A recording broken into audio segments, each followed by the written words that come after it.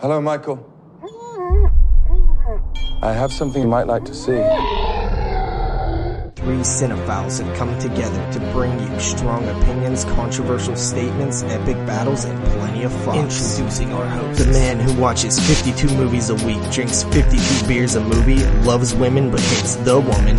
From the foreign land of Canada, our host, Mood616. He is widely known as the man who talks too much. His worst enemies are Postmaster P and Pee Wee Herman. He said Hellraiser was overrated and Leprechaun Origins wouldn't suck.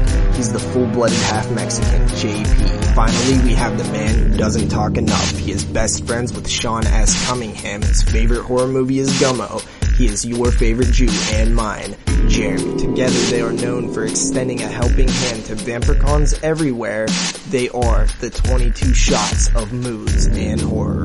Yes, y'all, it's going down right now. Episode 144 of the 22 Shots of Moods and Horror podcast is coming at you live. I am your host, M-O-O-D to the Z, not S, Z, motherfuckers. Yeah. And of course, I got my two singles for life up in the studio tonight. Double Shot J, aka JP, the guacamole asshole. And NES Ruler 22, aka Jeremy, the pretentious art school Jew. What's going on, boys? What's up, fellas? How am I sounding today? Oh, God, here we go. I'm back to normal. It's okay. I'm back. What I'm doing up? all right. How about you guys? Are you guys ready for some Halloween? Yeah, I'm always ready for Halloween, I've been ready for Halloween. This Yeah. is a interesting turn of events, right? I mean, this is a franchise that we covered way back in the day. Honestly, that episode's probably dated by now.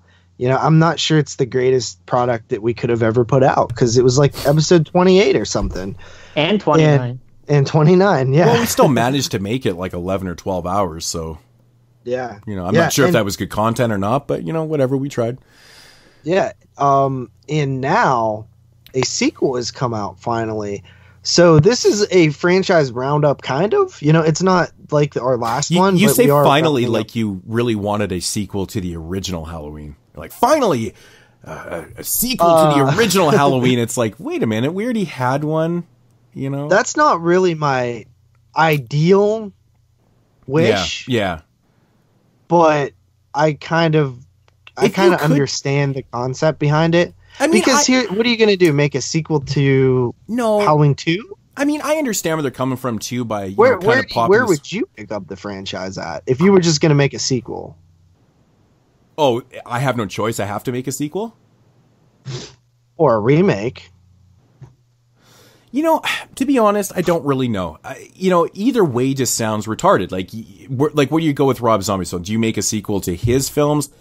I don't know. Do you make a sequel into the original? I mean, I think it's a little bit silly, but then based on, you know, if you take it back to John Carpenter, who wasn't really happy with the original Halloween 2 sequel, if you take that into consideration, it makes sense to make this sequel 40 years later type thing, you know, just using the fact that he didn't really care for it that much.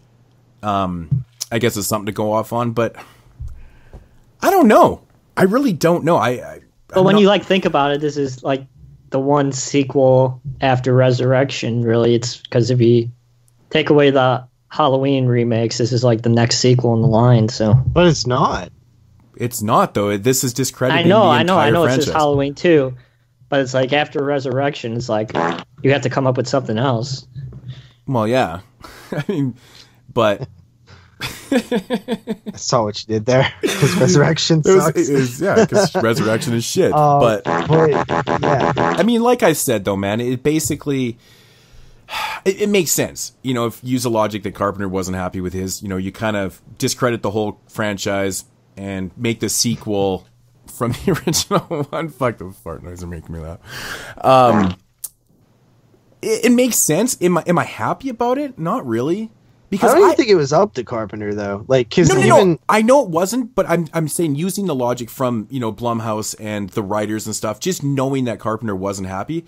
You know, when they came up with the idea of doing a Halloween movie, it wasn't necessarily a sequel to the original, or wasn't, you know, a when they continuation. first came up with it, it was going to be a sequel to Part 2. So it was going to be like the first two Carpenter films were going to be included there. But I think the problem comes with the ending. You would have to retcon the ending.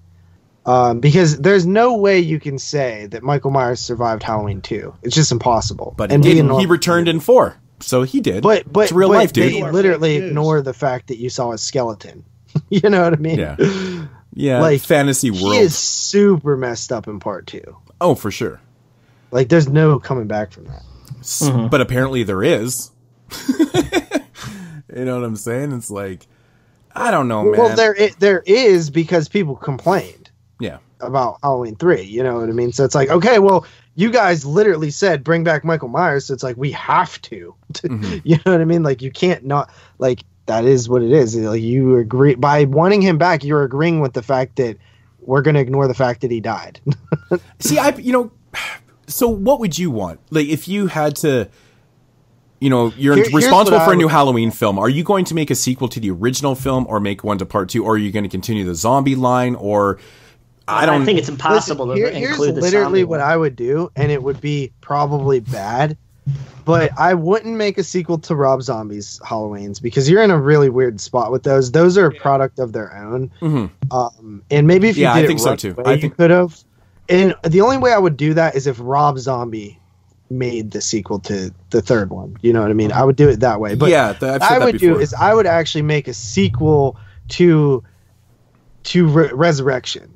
So I would make a sequel to the end of the series, and I'd be super nerdy about it. I would go in and reference everything that happened. I would tie together part 6 and H2O. I would make sure that I would tie that over somehow. And because we remember Kevin Williamson's original script for H2O had Jamie Lloyd mentioned in that girl's report from school that like that Jamie Lee Curtis got all emotional because that was her daughter and stuff. Yeah. So I would make that work again. I would bridge that gap, and I would pick the franchise back up and make a true Halloween. So it's essentially a sequel to H2O, but not. It's a sequel to Resurrection. Yeah. Okay. Like I wouldn't have went in this territory, but that's just me being super nerdy, right? Like, I'm a super fan of the stuff, but I would have kept all the. But you're looking at it too, though. At a certain point here, you can't really keep the original timeline anymore. You know what I'm saying? Though. No, I'm saying you can right now, but let's say 10 years from now, can you keep the original timeline anymore? And still have Michael Myers? No, he'd be like 70 by that point. It's already like kind of a stretch now. Yeah, because it's 40 years later, right? Like like there's actually a point where like you can't do it because of like the time. Like the time that has passed. So 40 years later after. So how old was Michael supposed to be in the original? It's 21. So he's technically 61 in this film right now. Yes. So that's right. That's pretty fucking old to be, slashing and dashing, you know what I'm saying? It's like it is too old to be slashing and dashing. I don't know, man. I find it interesting, but the consensus is right now. I mean, I've been reading through not reviews and stuff, just people's comments about the new film and their thoughts after they saw it and stuff. And, it wasn't as positive as I thought it was going to be. I'm seeing 100% split. Yeah, it's very, very split. And what really shocked me, actually, this is kind of when I started really kind of noticing. I was on Instagram and I was kind of flipping through, and of course people are posting their ticket stubs and their minor thoughts on the film, because everyone's kind of like stay spoiler free, which is cool. People are trying not to spoil it and stuff. And I came across Justin Ryan's post.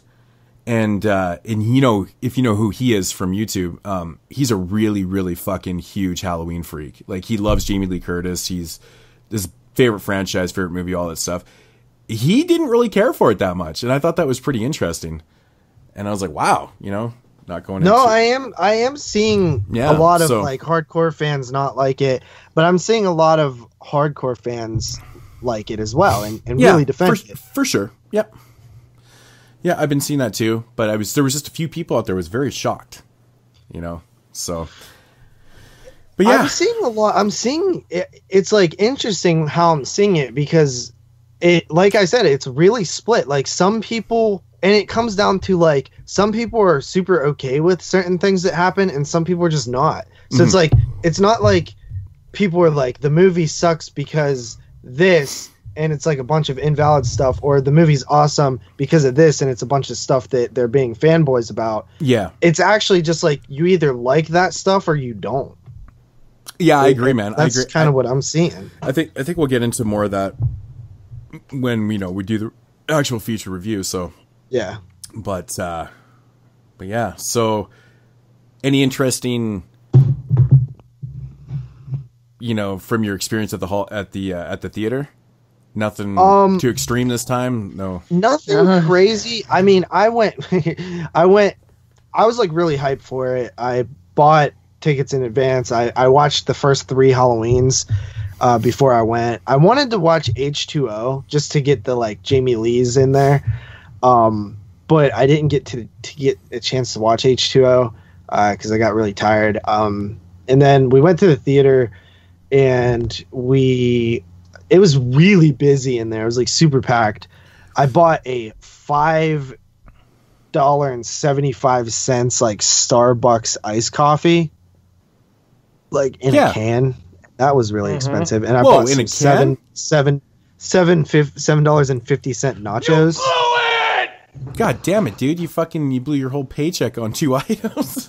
Yeah, it's expensive, man. Yeah, damn, it was, and the ticket was $11. Well, I gotta say, man, but I wanted to do it big. I was like, I've never get nachos. I love nachos, but I don't get nachos at movie theaters because they're mad expensive. Got to get the jalapenos, by the way. But I was like, I'm gonna splurge because this is fucking Halloween, man. And so we went to the best theater that we have. I got the most expensive damn items besides like a full pizza, which would have been like, I don't know, probably $3,000 if I had to guess. And we was ready for it. And honestly, they didn't play that many trailers. They played Glass. But I didn't get the Happy Death Day to You trailer. You didn't get the Escape Room, the 18,000 Escape Room film to come out?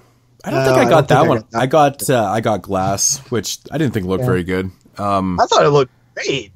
I don't know. I just kind of shitty. I didn't get the vibe. No, definitely not. But I didn't get the vibe. The trailer didn't really turn me on that much. I got the Happy Death Day to You, and I thought that trailer was utter trash. I burst out laughing. I was like, "Are you fucking kidding me?" This trailer was horrible. Jeremy, what the fuck are you saying? What? You said that you fucking thought the trailer looked okay? I thought it looked okay. It was pretty much a recap of the first film. Yep, and it's Back to the Future meets Happy Death Day. Okay, you know what else cracked me up, man? In the fucking trailer for the new Happy Death Day movie, they literally spoiled the first movie in the trailer. Yeah, they gave away the killer. They said it in dialogue. Oh, it was my roommate, blah, blah, blah. I'm like, what the fuck? I look over at Dylan, we burst out laughing. I'm like, well, there's something you don't see every day. A blatant spoiler in a fucking trailer like that. Anyways, I thought it was trash. But I will say, they actually did show a lot of trailer. But I'll stop. The Queen trailer for the biopic of Bohemian Rhapsody looked pretty cool. No, I know JP said he wanted to see that. Oh, I've been saying that. They showed that trailer for like so long ago. Yeah. I'm a big fan of Queen, and it's finally bringing that story to the big screen. So that's fucking awesome. I'm really excited. I just think like the history of that movie is kind of interesting because originally it was supposed to be Sacha Baron Cohen was supposed to like write it and play Freddie Mercury and everything like that, but he wanted to do a story that was more about Freddie's darker aspects. Well, of course. About his life. To do it about his sex life and all the crazy stuff that he did in his life. And Queen was like, "Well, fuck that." And I understand that. Like, what that to me, that's my boy. You know what I mean? If they're gonna be like, I don't want to show the world this side of. Well, I want him to be painted in as good a light as possible. Of course, man, because a lot of people don't know the whole Freddie Mercury story. Why do you want to introduce them just to that side of him? Show the good side. I mean, in the trailer, they literally, the Freddie Mercury actors, one of the lines was, I'm what about my sex? I just sing or I just play in a band kind of thing, right? It's like, who cares about that other shit? But isn't that what it's all about? Yeah, it fucking is. Who cares about that other shit? Yeah. So I thought it was part of his life, cold chills. I just think because if you're doing a biopic on his life, you have to talk about that stuff because it's not about Freddie Mercury. It's about the band. Yeah. Well, it's about Freddie Mercury too, but he's in the band. Well, that's what I'm saying. They don't want it to be about that. They want it to be about Queen. That's what I'm saying. It's about Queen. It's not about strictly. And that's what I liked about the NWA movie too, is that they didn't focus on the solo careers of all the megastars in NWA. They focused on NWA's story. Mm-hmm. Right? That's why that movie works so fucking well. And that was the first thing I said when I walked out of the cinema, is like, they did that one properly because they didn't focus on solely Ice Cube and just exploit, all the, those things and, Eazy's life. Because Eazy's fucking, you could make a crazy story about his life, right? Mm-hmm. As you could if you focused directly on Freddie Mercury. But this is about the band Queen, like, Straight Outta Compton was NWA. And I like that because I think there's a lot of, interesting stuff there to tell. So if you know anything about Queen. I just like it gave me like goosebumps, like when you see like how they came together and like created music and stuff. It's dope. But it's true story, man. When they weren't getting played and shit, they're like, man, we need to experiment, and that mentality created some of the most memorable music of all time.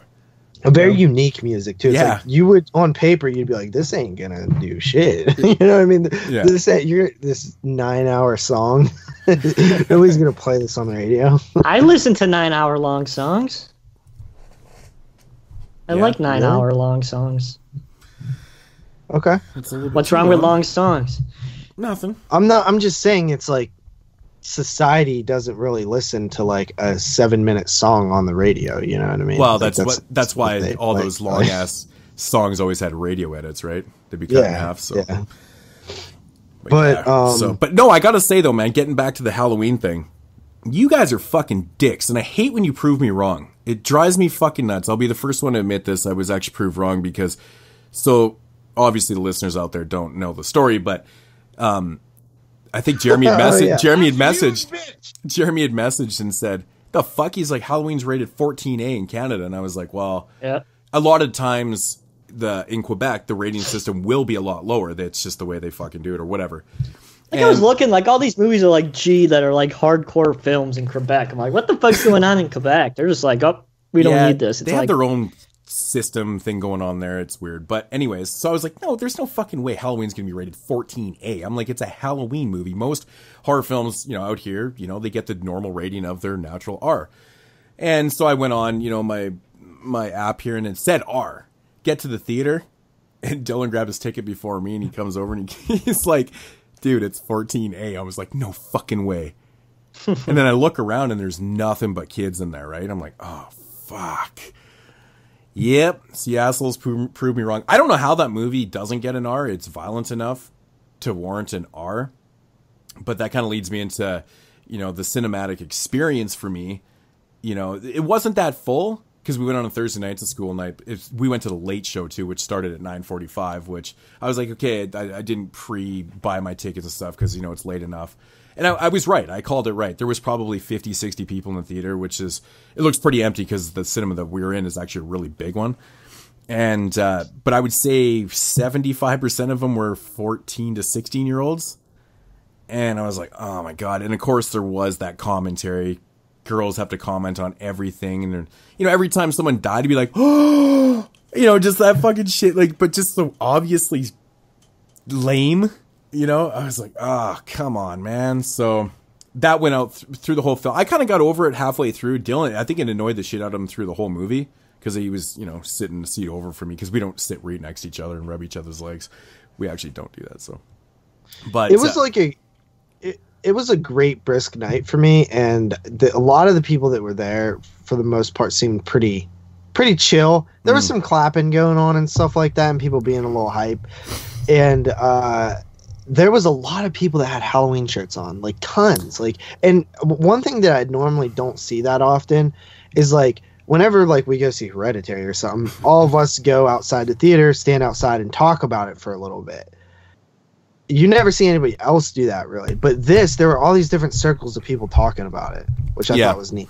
Yeah, I had heard, through the grapevine. I want to say Sam said it. And again, Sam, you're a fucking goddamn liar. I mean, he's not really lying. I guess there was something there, but we waited for like the post credits.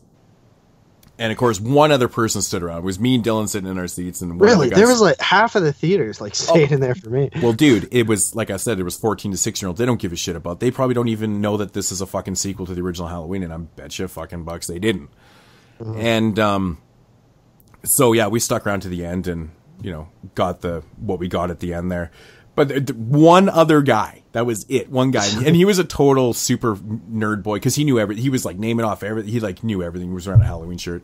Then I like looked at me and Dylan, like we're both wearing Halloween shirts too, so we were kind of in the same fandom geekum.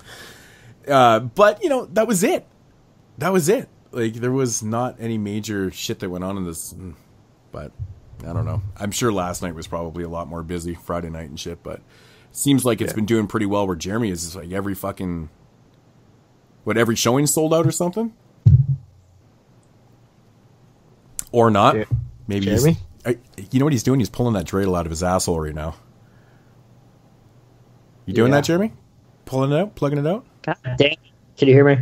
Yeah. Anyway, yeah, it's fucking crushing it. It was sold out everywhere around here. Yeah, that's good, though. That's good. It is good. Maybe it shows that we'll get a new fucking Nightmare or something. Well, I'm glad. Yeah, that's what I was hoping for, that this would like push. I mean, Friday's in its own situation right now, but that's why I didn't say we Friday. could maybe we'll see a return to Chainsaw in the theater. You know what I mean? But the Nightmare series isn't in that same. I mean, they could redo something with that, but it's just not happening. What, make a sequel to the original? Which actually wouldn't be a bad idea. Yeah, look at this. Maybe they'd make the right sequel this time. I think prequel might be a good idea. Every single showing was sold out today. That's 1, 2, 3, 4, 5, 6, 7, 8, 9, 10, 11, 12. Do you have to click your mouse every time you fucking count? Mm-hmm. Just because it pisses you off. You just clicked it 12 fucking times. Uh-huh. Why don't you get like a good mouse? I do have a good mouse. Yeah, one of those ones that doesn't click. Most good mice don't do that. Yeah, most mice do that, so you know when you fucking click. Oh, man. You don't even know. But I fucking get one of those touchpads. You touch the thing with your finger and it just goes. And yeah, man, you don't need a mouse. Crush. Yeah, grab a good keyboard too. Yeah, you picked the loudest one, man. Loudest one. But yeah, it's ironic, isn't it? I knew that it was gonna like doing pretty freaking well when my theater was like close to sold out for the 7:00 showing on Thursday. Yeah, because that normally doesn't happen. Nobody really buys their tickets in advance out this way. Yeah. I'm just surprised fucking 12 showings sold out. That's pretty insane. Yeah, that is insane. Yeah. And by the way, tonight when we talk about the movie, guys, the first part will be spoiler free. All right? Yeah, so if you want to, listen to the spoilers, it'll be after Jeremy's pointless rant at the end. So that's when we'll get into it. Two of our 4 showings was sold out tonight. God damn it. Yeah, sorry about the rain, guys. What the fuck? Man, Hale's not supposed to come back. That's some bullshit. As JP would say, that's some bullshit. Bullshit. But, yeah, I don't know, man. Let's move this along, I guess. Since it's only been a few days in between recordings, so we don't really have a lot more to say, but we will move along and let's get into some news. We'll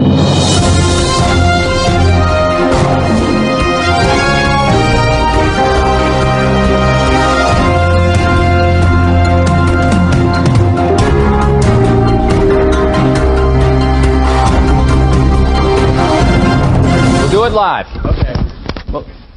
We'll do it live! Fuck it! Do it live! I'll write it and we'll do it live! All right, some news. So first news is there's only 5 seats available for my 10 o'clock or my 9 o'clock showing, so that's crazy. Yeah, but then I scrolled down, there's another theater that had 10 sold out showings and another one had 4, so shit's crushing it. Yeah, that's insane. All right. Crazy. Jesus, so much loud rain.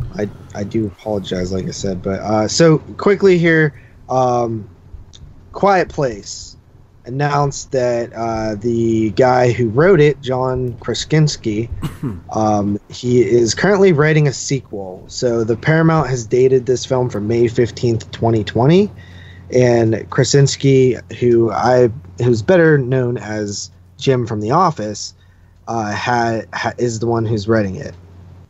And he said, I had a small idea for a sequel, but I didn't think it would go anywhere. So I said to the studio, just go do the movie with somebody else.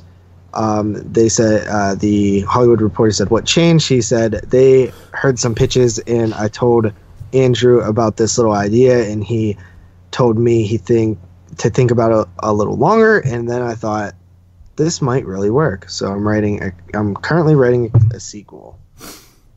Huh. Okay. Which I didn't think would really happen. Yeah, but I mean, I thought it would happen like because it made money, but like, yeah. I just didn't think that they would. I don't know. It's weird, man.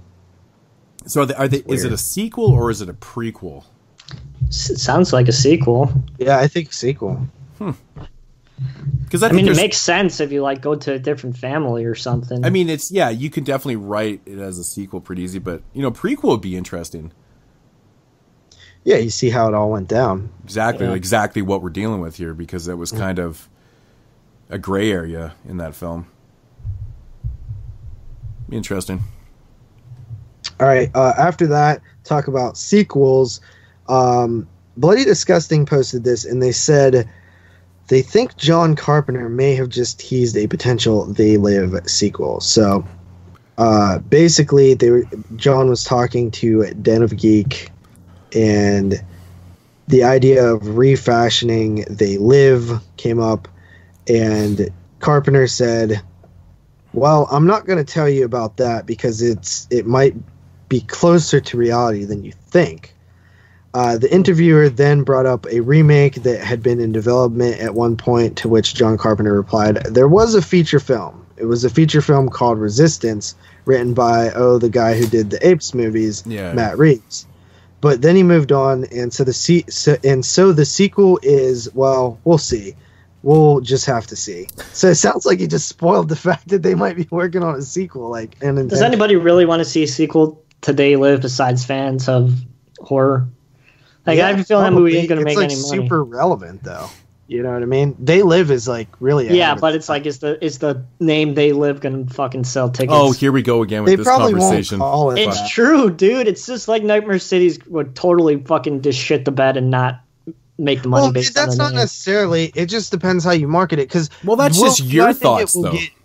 Do I think it will get a bump from the fact that it's a sequel to They Live? Probably not much of a bump. It won't even be marketed as a fucking sequel, I bet, Jeremy. Not. They'll fucking market it as a original film, but the hardcore people will know that it's a sequel to Carpenter's They Live film, starring the one and only Piper.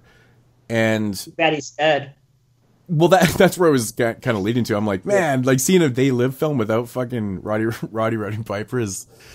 I don't know, man. It's just the concept, right? Like, you could do the concept again and it necessarily not be a remake. Set it in present day, make a reference or two to the previous one. Sort of like what do they call it now? A soft reboot? That's what it's called, where you kind of like these technical acknowledge terms, the original, but it's pretty much like for sure, and that's what they would have to do. And that's what they have. And they would market it as an original film. Jesus, you're fucking... This is like not even going to be Kansas. You do realize you're fucking this whole show up, right? I'm totally going to be sucked up in a tornado, I think, dude. Oh, you're talking about JP. I thought I did something. My heart stopped there for a second. I was like, what did I do? No, that's actually... Because usually when I fuck up, it's usually my fault. Those are real sound effects in the background. Yeah. Cheapest kind. I already lost my sound effect privileges. So. The cheapest kind. But yeah, I don't know, like, Jerry, if they marketed this thing as a sequel to They Live, people be like, I think that's going to defer people from seeing it, because especially the younger generation, because they're like, what the fuck is They Live and who's Roddy Piper, and they got nothing to go on. So I think if you market it as a film, it's called They Live, I think it'll do fine. It's a fucking good idea. Like the storyline of They Live is relevant. relevant now. That idea will especially always be with relevant. like fake news and media and Yeah. stuff like that. You And know, you like how can't- that's become a thing. I mean, that type of movie is perfect to come into a world right now where that shit is beyond relevant. Yeah. Right? That's what kind of makes the world go around and sink. Yeah, and it's cool to see Carpenter, you know, like a player right now, you know, like Well, didn't he- I think it was cool that Blumhouse pulled him in there. Didn't he also hint at the fact that there may be a sequel to Prince of Darkness also? TV Yeah. series. TV series. Or TV series. But still, it's more Carpenter stuff, Yeah. based stuff, Yeah, dude. which is always a good thing. So again, you know, I don't get overly hyped on the whole TV series thing because to me it's becoming kind of a I think it's drowning itself out like the 2000s did with zombie films. You know, there's just too fucking much TV horror. I mean, I thought I'd never really say that, but give me a break here.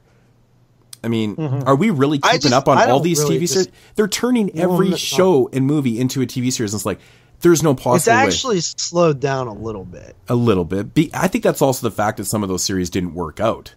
Right? Like, Jeremy was asking about The Purge, and like, some people said it was fucking terrible, and he didn't even know it even aired. You know? No, I knew it aired. I was just wondering if it was any good or not. Oh, okay. But still, you hadn't checked it out. So, and you're Yeah, a fan. it's And you're a fan of impossible movies. not to know that it aired when they fucking literally tell you it's when it's In the airing. middle of the Yeah, trailer. fucking Yeah, I guess so, Purge, right? Yeah. Fucking assholes, those fucking bitches. Man, that pissed me off more than, well, everybody's seen my review by now, but that pissed me off more than anything. Fucking Yeah. pre-promotion bullshit in the middle of your film. Why did this take the credit away from all the people who worked on your movie by slapping an advertisement in the middle of the fucking It credit? doesn't bother me at all. But Jesus. You know, it's no different. It's no different when you're watching a film by a certain director and then they've got posters for their other films and they're, you know, it's shameless self-promotion, but at the same time, I don't mind seeing That's that because different, though. That's not like making like a clear, blatant statement like, oh, don't forget to watch our TV series. no, but Yeah, it but still it's is the reminding fucking you. credits. Who gives a fuck? But I mean, it's still reminding you within the film that hey, People who worked you're- on that movie can fuck. But it's not like they took them out of the credits, put this in, and then never put them back. It just like paused the credits. You know what I mean? It's Yeah, it's like if whenever you have like a bonus clip in the middle of the credits, right? Like whenever fucking Okay. I don't know, the Avengers or something, they do that all the time. oh, we don't But, talk about Avengers on here, man. Yeah. So, yeah, I don't know. I think that it's cool to see somebody. You know, when George died, we just talked about it last week about certain projects that he was working on and stuff like that. You love to see it. You love to see these people get an opportunity to kind of have, even if it's not straight up directing the movie. Like, I'm so glad that Carpenter was involved in this Halloween, just to like, you know, like, we still appreciate you. We still take what you have to say seriously. We still believe in your abilities and stuff like that. Maybe not to the extent of handling a full $20 million movie, you know, but you're still important. Your thought process is valuable to us. It was more about, you know, getting the okay from Carpenter on the story. Yeah. And also him, for me, the big thing was him just doing the music. You know, that was Yeah. enough. That was enough for me. I mean, that's just showing, you know, he's the guy, you know. That was one of the best parts of the movie. The score was Agreed. literally the fucking first thing we said in the cinema after when the credits started rolling. I was like, man, the score is fucking awesome. Yeah. Yeah, we'll talk more about that later because I definitely have some things to say about that. But yeah, so But yeah, so cool, man. I'm all for some more Carpenter stuff. I mean, anyway, moving on here. So a couple of news articles came out last week about the Wrong Turn films and how there might be a new film. We talked about that, but it seems to be, we were like not sure what it was going to be. Apparently it is going to be a reboot of sorts. So it's basically going to be the franchise creators actually coming back to pen the remake, and the Mike Nelson who did the Domestics is going to be directing. Says the updated version is described as a timely and topical meditation on society and its issues. A cross-country hiking expedition puts a group of friends in the land of an elusive society, or an inclusive society, where they soon discover they are under a different rule of law and may not be the victims they thought they were. Sounds like Deliverance. But yeah, so that kind of bums me out because we were on such a streak with those 6 films of sequels. If you want us to do it, patreon.com/22shots podcast.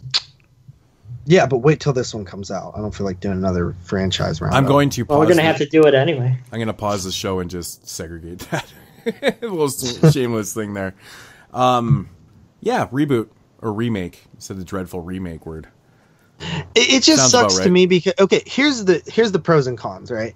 The pro or the cons are that it's like we had a franchise. There's nothing wrong with like how it was going. Like, yeah, there was one really bad one, but they were like fun direct-to-video movies. They weren't amazing at all, right? They were okay, but it was cool anytime it's like, oh, new Wrong Turns out. Like, let me go to the local Walmart and buy the new one here and see what's up. I like that about them. Now, the pro of rebooting it is that it's probably going to have a lot more money behind it and actually be like an attempt at making a, actual like solid movie with money. Yeah. But another con is the fact that, well, we've already seen that story. Yeah. And it was pretty good the first time. It's not that old. It's only 2003. Probably has something to do with, them watching, the fans and the people reviews, everything. I mean, 4, 5, well, I guess part 3, 4, 5, and 6 never really got the best of reactions. Well, part 6 had that controversy. Part 6 had that controversy. Well, and that's what I was leading up to, and of course, part 6 had the whole usage of the picture in there and stuff, which probably set them back a little bit financially because they did get sued. I don't know. They normally kill it, right? Yeah. So something happened there. Maybe that has something to do with it. I don't know. But you got to admit though, like part 3, 4, 5, they didn't get the best of reviews and shit. So. Well, 3 is just complete dog crap. Yeah, and 4 was a very mixed bag. I liked 4. I liked part 5 where most people hated it. I thought part 5 was just a ball of fun, man. And I didn't see 5. 6 was okay. It was an all right film. It was kind of in between on that one. But, since part 2, they kind of went downhill. So, I mean, you got to look at it like that, too. Why make a part 7 if we can just reboot the original? I don't know. I haven't seen any of them, so. You haven't seen the first one? I absolutely love the first one. Like, if 2003 pops up on the next top 10. Don't say that, bro. What? Why do you want to do 2003? There's 2 good films. Yeah, 2003. Really? I don't even know what. Wrong Turn and Texas Chainsaw Massacre. Well, what else came out in 2003? There's more films into it, but it's not going to make a great top 10 list, put it that way. Really? Because I know that, well, no, dude, the House of 1,000, Dead End, Final Destination 2, Freddy vs. Jason, Tale of Two Sisters, Switchblade Romance. Dude, there's tons of good movies.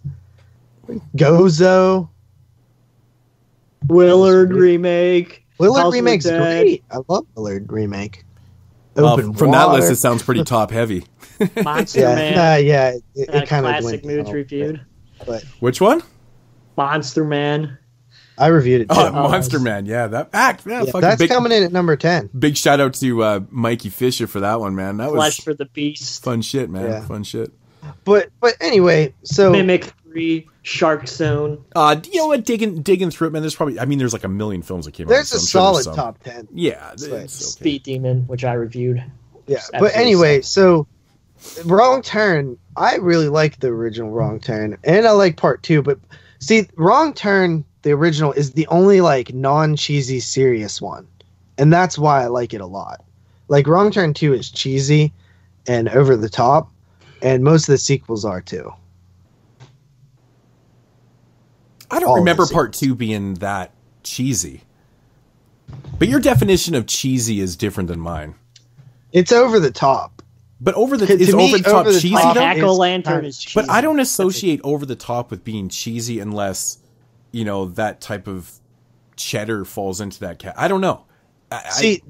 I agree with you that they're not exactly the same, but they emit the same kind of response / emotion for me whenever I see something that's over the top or I see something that's overly cheesy. Sometimes I'm more forgiving on cheesy than over the top. See, sometimes over the top can be a good and bad thing without the cheese, and I don't know. You know what I'm saying? Like you can interpret it different. It's like a fine recipe. You have to You gotta have a little bit over top, not too much. You want to sprinkle a little cheese on there, but gotta stir right. You know what I'm saying? Yeah. There's no debating on part 3. That movie is just bad. Yeah, I remember when I first started watching it in like the green screen. The fucking like, the CG in that shit don't get me started on green so screen, bad. bro. It's so bad. I've had to watch a few of these fucking piece of shit Mikey Fisher films that it's all green screen the entire fucking movie. So please don't give me that shit about green screen, bro. I had to watch yet another one this week with fucking green screen. That's funny. Fucking dickhead. After that, our old pals Movie Pass and Neil Marshall, who we know from The Descent and Dog Soldiers, are partnering to make a horror film called The Reckoning. Which is like, what the hell? How, like, did they not go bankrupt yet? Like, they're making movies still? I finally got my refund. I know, I was happy about that. I was surprised that you got it. Yeah, explain this to me. Because it's not like they went and got a fucking loan to make a movie after they just went bankrupt. They've done other movies. They did that. No, but Jeremy, they just, their whole company just, like, making films after, doesn't that seem a little bit strange to you? Well, I read that Live Nation was going to buy them. I can see making Pass. movies while you have this Movie Pass company, you know, things are going well and shit, but after the fact, they're giving refunds. How are they funding this shit? They're only giving refunds because they changed their terms and conditions too many times and pissed people. And I think legally they like have to at that point. Yeah. So you got yours, Jeremy? Yeah, finally. JP, you got yours? I didn't. No, he was monthly. I was monthly, so I don't need Oh, him. of course he was fucking monthly. What are they offering now? Like, how is it still the same as the system? Three movies a month, and it's based off a select bunch of movies. Yeah, see, that's awful. That was the thing that killed it for me, was that they're picking what I can watch at that point. Yeah. I didn't like that. That's bullshit. So, but Neil Marshall's a big dog, you know? He's I think last I heard he was working on, like, Game of Thrones and stuff, right? I don't know. I don't know. I thought so. Haven't heard his name anyway, in a while. Yeah, so that's happening. Pretty crazy. And then after that, we had an announcement for Evil Dead 2 on 4K, which was pretty cool. Yeah, and guess what? Mill Creek is getting into the 4K game now. So that's when you get the budget companies starting to get in the game. Why? What are they releasing? Yeah, but you know what? Some documentaries bullshit, but they're still releasing 4K. But you gotta remember, Mill Creek is a budget company. They're a budget company, but they fucking... I don't think... They put out kind of budget releases and shit, but I think they have money. Yeah. You know? Because they put out so much shit, right? You know? Yeah. They gotta have some type of bank roll there. Well, the thing is like, those titles sell. Like, yeah, that's what I'm saying. All the time. They're cheaper titles. I think they're just doing it right, man. They just kind of... Well, they're in mid-level big box releases. Walmart, and they have, like... the mainstream type of people is like the type of stuff that you would buy. Yeah, they have the traffic. They have their shit where the traffic is.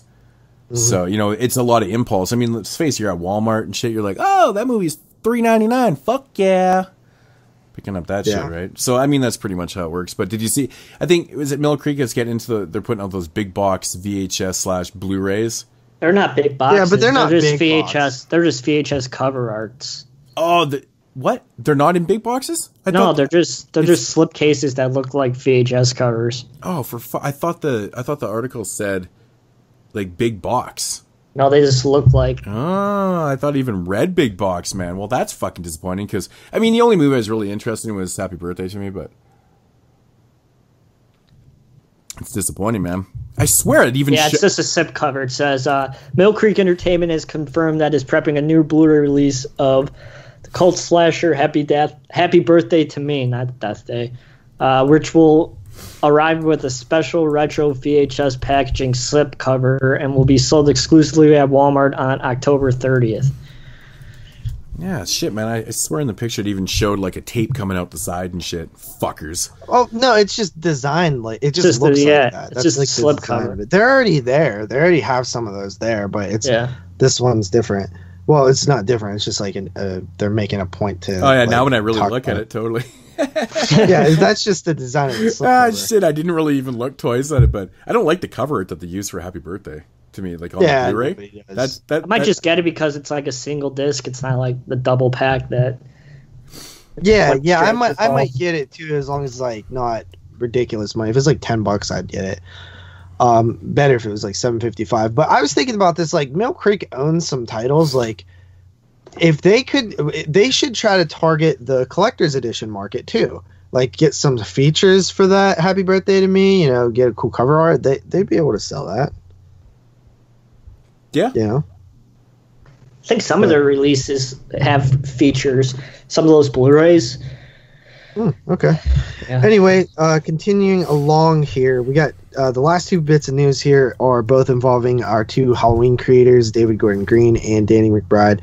So Danny McBride is over there talking about how he wants to do, he'd like to make a Critters/Ghoulies movie, which is just something. Critters/Ghoulies. Yeah, like either of those. Which is just funny. Like you're like kind of on top of the world right now, right? And it's like, oh yeah, I would really like to do a Ghoulies movie. You know, it just seems like I'm sure it would be the greatest Ghoulies movie ever made because your height isn't that high. Well, it can't be any worse than the fucking Charlie Band ones. Yeah, the first one is awful. The third one's awful. The fourth one's awful. The second one's actually good. But it's cool that I appreciate that he likes Ghoulies. It's just something cool about that to me. Mm-hmm. But that's funny. And Danny McBride is over there talking about how he wants to maybe do a soft reboot to the Phantasm franchise. So he's like, basically, he says, what did he even say? Hold on, sorry. This article's, yeah, he basically just said that he would like to do a soft reboot. Okay. Soft reboots. Oh, reboot. That's giving me a softie. Fuck. Yeah. It's funny because Bloody Disgusting actually says here, they're like, rather than outright remaking a classic movie, studios have figured out that the soft reboot is much less offensive to fans, which is totally true. It's totally true, though. People don't get nearly as mad. Yeah, I guess he was just asked if, you know, like in a Reddit Ask Me Anything, they were like, what movie would you think would be good for a soft reboot? And he was like, Phantasm. So, yeah. And they also mentioned Chopping Mall and Sleepaway Camp. I don't want to see Sleepaway Camp. I honestly don't agree with Phantasm at all. I think it's perfect the way it is. I don't think it needs to be redone at all. I don't think it needs to be redone, but like, I don't know. They mentioned, I think there was rumors going around that there might be a Phantasm 6 in the works. Mm-hmm. I would be cool with that. I wouldn't hate a remake, honestly, because there's a lot you could do with that subject matter. And if you had a budget, man, you know, that would be pretty cool. And at this point, you know, the Angus Scrimm can't come back, so it kind of makes sense that you would be able to start over. But I think maybe he can. Maybe Coscarelli has all this unused footage, like how they made Phantasm 4. What is this, Return to Sleepaway Camp, or whatever the fucking fifth one? It's still one of the trippiest things I've ever seen in a film before. Like, it's amazing. When you first watch it, you're like, "What the fuck, dude? Where'd this footage come from?" Like, I haven't seen this before. No, I never even thought that. I didn't think like I was just like, how the hell did they make Mike? Like, how did they get young? Like, who is that? Who's playing this kid? Like, I didn't even realize it was just old footage or like. It's weird. My first thought was, I don't remember any of these scenes from because like when you think of like flashbacks, right? And I'm like, these aren't in the first film. What the fuck? I'm like, yeah. Well, when you think of like unused footage, you think of like just like a scene of people like walking down the road having a conversation. You don't think of like an entire death sequence. You know what I mean? Yeah. You don't think of like an entire elaborate. Like it's usually just like an outtake, like, you know, like an extra scene of like nothing that big. So this is really cool that existed. Yeah, I love that. I really appreciated Phantasm much more as an adult when I realized, oh wow, like this was really creative and kind of an ingenious way to make a sequel out of like no money. Well, isn't the Phantasm franchise more for like adults, anyways? Yeah, doesn't it kind of make sense? But I'm just saying, like in general, it seems like it's more of a grown-up franchise. That makes sense. I saw it when I was a kid, loved it, and it probably made absolutely no sense to you. And some people are probably even saying right now, it still doesn't make any fucking sense. It's really not that complicated, to be honest. It's a little bit complicated. It's definitely one of those films you don't watch. Like, if you listen to Brandon on Exploding Heads, he was pretty confused. Yeah, but Brandon gets confused about everything. He's confused about his sexuality, Brandon doesn't know which version of a Italian movie to watch. He has like a aneurysm over it. He's like, I don't know which one to watch. It's so true. He's like, do I do it with subtitles, without subtitles, with English, with Italian audio? With was it dubbed? Was it not? But yeah, so I don't know. I mean, I would be okay with a Phantasm reboot. Which, if they're doing a soft reboot, it would be like still kind of a sequel. I'm not really okay if they're still talking about making another Phantasm film. So I don't know, man. Just let that happen. We might need to force Phantasm away from Coscarelli. I was really disappointed with 5. Yeah, I mean, it just wasn't good, man. Yeah, I know he wasn't the man fully directing it, but I mean, he was still. Yeah, I don't know. I feel like it was more because they just didn't have money, though. Well, like, I think, but that's hard to use as an excuse because he didn't really have money with part 3 or 4. And I mean, a lot of people. Yeah, but times have definitely changed when it comes to not having money. Yeah, it's just different. For sure. I don't know, but I still think there's a vision there with Coscarelli. I think if you take the vision, because he's the visionary, right? I mean, I still think there was a core story there. I think the visuals and just the execution wasn't exactly how it probably was thought to be. You know what I'm saying? Like, I mean, Coscarelli has that whole universe in his mind. You can't take that away from him. I'm not saying that someone else's vision couldn't be just as good, but, you know, I think that's what's going to work for part 6 anyways. At least. Yeah. All right, so that's the news. Fucking thing sucks. All right, so moving along, JP, do you got a knowledge segment this week? Yeah, just something brief that I wanted to talk about, and it was mainly, it actually is relevant to Halloween and Blumhouse and stuff, but essentially, I'd seen this. I think it was the night before Halloween came out, and it was floating around. Yeah, okay. This thing came out. It was an interview with Jason Blum. I don't even know who did the interview. It might have been like Variety or something like that. But it essentially sparked like this massive like backlash, and I was just like, "What the fuck are people talking about?" It was super annoying to me. But the article like was headlined by like Jason Blum can't make a horror film with a woman or something because there's no women horror directors. It was something really dumb like that. And it was really annoying to me. And here's the actual quote of what, he said. He said, we're always trying to do that. We're not trying to do it because of recent events. We've always been trying. There are not a lot of female directors, period, and even less who are inclined to do horror. I'm a massive admirer of the Babadook director, Jennifer Kent. I've offered her every movie we've had available. She turned me down every time. And there was another part of the quote that he said he offered another woman who directed a horror film. I can't remember who it is. And people were like super mad at that very, very specific line where he said, there are not a lot of female directors, period. And even less who are inclined to do horror. And people got super offended by this. And I was just like, why? Why are you offended by this? There aren't a lot of female directors. There just aren't. When you compare it to how many men directors there are not a lot of female directors. It does not mean female directors are bad. It does not mean that female directors can't direct. It just means that there's not as many people who have done it.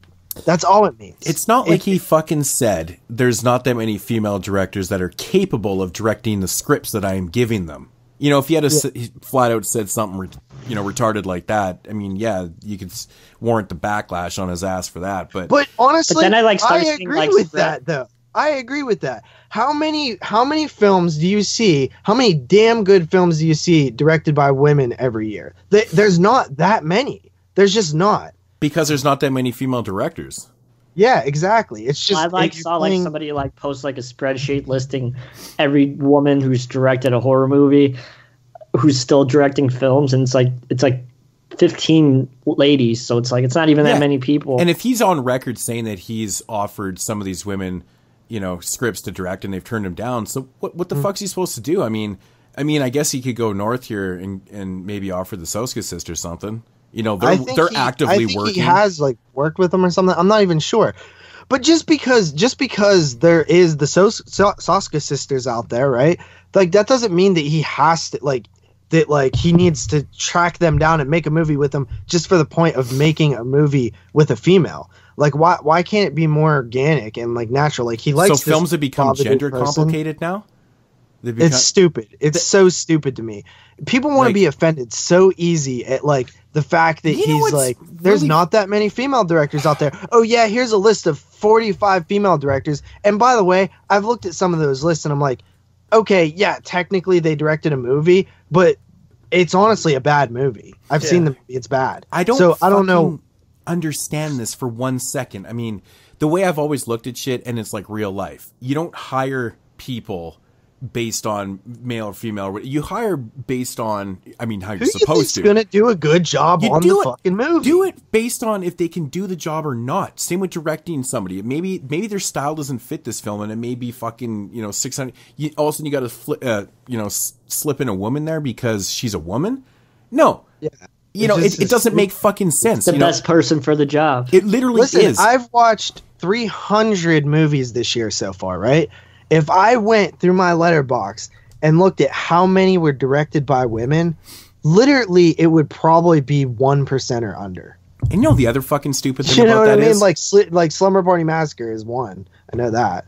But the other stupid thing... It's just the facts, man. There's not that many. It is. It's simple facts. The stupid fucking thing is that the majority of people don't even notice half the time who's directed films. Just general fans and shit. Do they really care? Not really. I think it's a good thing when a female director makes a good movie, because it's you're one of few, But it's not just that too. It's look at our group. Only 13% is female. It's just the general community is just there's less females. Yeah. It's just statistically less. Exactly. It is what it is. It doesn't mean females suck. It doesn't mean that females don't like horror. Let's not go. Okay. Speak for yourself. It just means that there's less of them than men. It is facts. There is less female directors than men. There are less female participants in podcasting than men. There are less females in our group, less female horror YouTubers. It's just there's less statistically. It doesn't mean they're bad. And so that's what was really bugging me, is people were like, oh my God, Jason Blum, you need to fucking open your eyes or look past your office or something. There's plenty of female directors out there that just need a shot. I'm like, yeah, of course there is. But you ain't just going to give $1 million movie to this chick who directed some short film that you don't know. You wouldn't do that for a guy. What's the point of doing it for a girl? It needs to be the right situation. It's because she has a pussy. Do you think, honestly, that what Jason Blum was doing there was trying to deny women's, trying to hold them back? Because that's what I got out of it. They're always going to flip everything based on gender equality to the fullest. It's got us talking about it. It worked. You know what I'm saying? Nobody really gives a shit about this because everybody knows the facts that there is simply way less female directors out there. And probably, just like some of the men, some of them just aren't qualified to do those jobs. Who knows? And some of them aren't even in the genres. Yeah. So it's really limiting, man. It's just anything to stir the fucking pot. Mm-hmm. Really. It's pretty much what it sounds like. So, Welcome to the 22 shots of feminist and horror right now. Holy Yeah, fuck. so there it's just was such like there a was prominent topic today. It is. Well, that's what I'm saying. Yeah, this type of shit, this equality and shit. I mean, it's such a fucking topic that just Everybody's boils so my PC. blood. It boils my fucking blood. My Because the way I biggest don't problem- look at people, you know, with male and female. I mean, literally, best person for the job. I know that's only in a perfect world, but if more people thought like this, it would just make a lot more sense. I mean, put it this way. If JP and Carly were both up for, you know, the directorial duties of my movie, I would probably take would pick Carly. me. I would definitely No. take Carly. Carly doesn't know shit. She's a dumb bitch.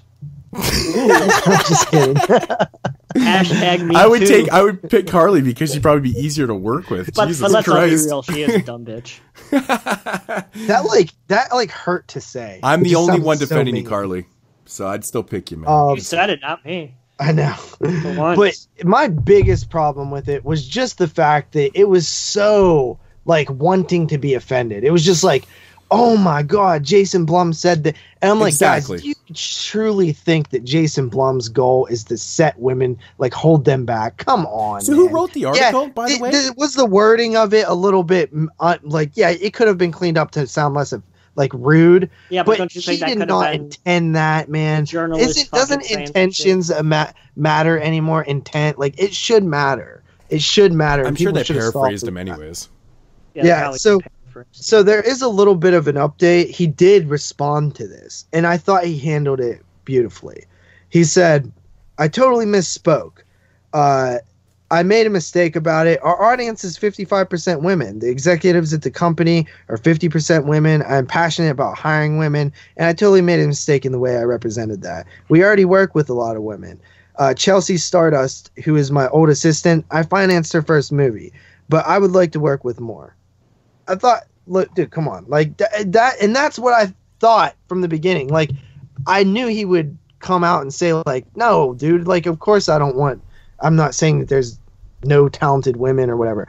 And, like, I could totally tell, right? Like, it was totally It's one of crazy those things where he had to they were fishing for that. They were trying Yeah. to get him to say something Yeah. like that, you know, and it's fucking pisses me off, man. I hate Especially that. him, because like everything he's done for the genre, like if it Yes. wasn't for him, think about where the genre would be. Like all these indie movies have made $250 million. Yeah, there definitely wouldn't all be this that. explosion Yeah. and this resurgence of horror in the mainstream for sure. Would be no And- fucking Halloween. And look at that. He funded his female assistant's movie. How fucking cool, right? I mean, like, that's not something that was out in the press, right? Like, because it's like, he probably just did that out of, like, This is some Kindness bitch of looking his for her heart big and break, not- so she's trying to write Yeah. some shit about somebody that's super popular right now, stir up some controversy, it get might her have fucking even been name a out dude there. who wrote it, but I don't Yeah, know. a fucking dude with a pussy. Pussy. I think people were just taking it completely wrong, and it was frustrating to me. Yeah. I was like, this stupid Jason Blum witch hunt is like annoying me. I even made a post about it. Hey man, 'Cause he's what's popular right now, so you got to go after him. You got to get the dirt on the motherfucker, right? Yeah, That's the way it works. Tabloids. and I like Blumhouse, so fuck all the haters. That was a perfect time for a fart noise. Damn, Yeah. right there. Blame JP. No, dude. I blame lost my yourself. powers. So that was knowledge. All right, yeah. I am the devil, and I am here to do the devil's work. They will say that I have shed innocent blood. What's blood for, if not for shedding? I like to dissect girls. Did you know I'm utterly insane? Have you checked the children? What do we do? Why don't we just wait here for a little while? See what happens. Oh yeah, getting into the dub portion of the show. What we watched, where we go round tree, review some films, give some ratings, and pass the torch. This week I will start, and this is a Patreon pick from our homeboy Mikey Fisher, who is a regular supporter of the show, and he always gives us the best movies in the world, right, Jeremy? No, he's a fucking dickhead, asshole, motherfucking cocksucker. You know what's fucked up about that? He loves you. Like, he's your probably biggest fan. I always try to talk him out of it too, and he always like, no, man, Jeremy's awesome. I'm like, no. what? Yeah. We're always like, no, he's not. And he's like, yeah, no, he is. I truly think he's gay for you, but I mean, he wouldn't be gay for me if he doesn't keep giving me the shit. So every time I fucking watch it, it feels like a cock's going into my ass. So, you know. Okay. It is. These fucking piece of shit movies are so painful to watch. It feels like a cock's going in my ass every time I have to fucking watch it. Fair enough. Fair enough. Yep. Yeah, I don't know. He never seems to give me the complete shit. Well, no, they're never dude. like, Academy Award winning. He gives me good movies. Yeah, I mean, these ones are always kind of like mid-level, but they're definitely not Jeremy level. I don't know. I think you get the best ones, JP. But, yeah. But Well, anyways, you've gotten a few that I've got, like the Haunting of Rebecca Verlani, the Olaf Ittenbach film, Monster Man. Mm-hmm.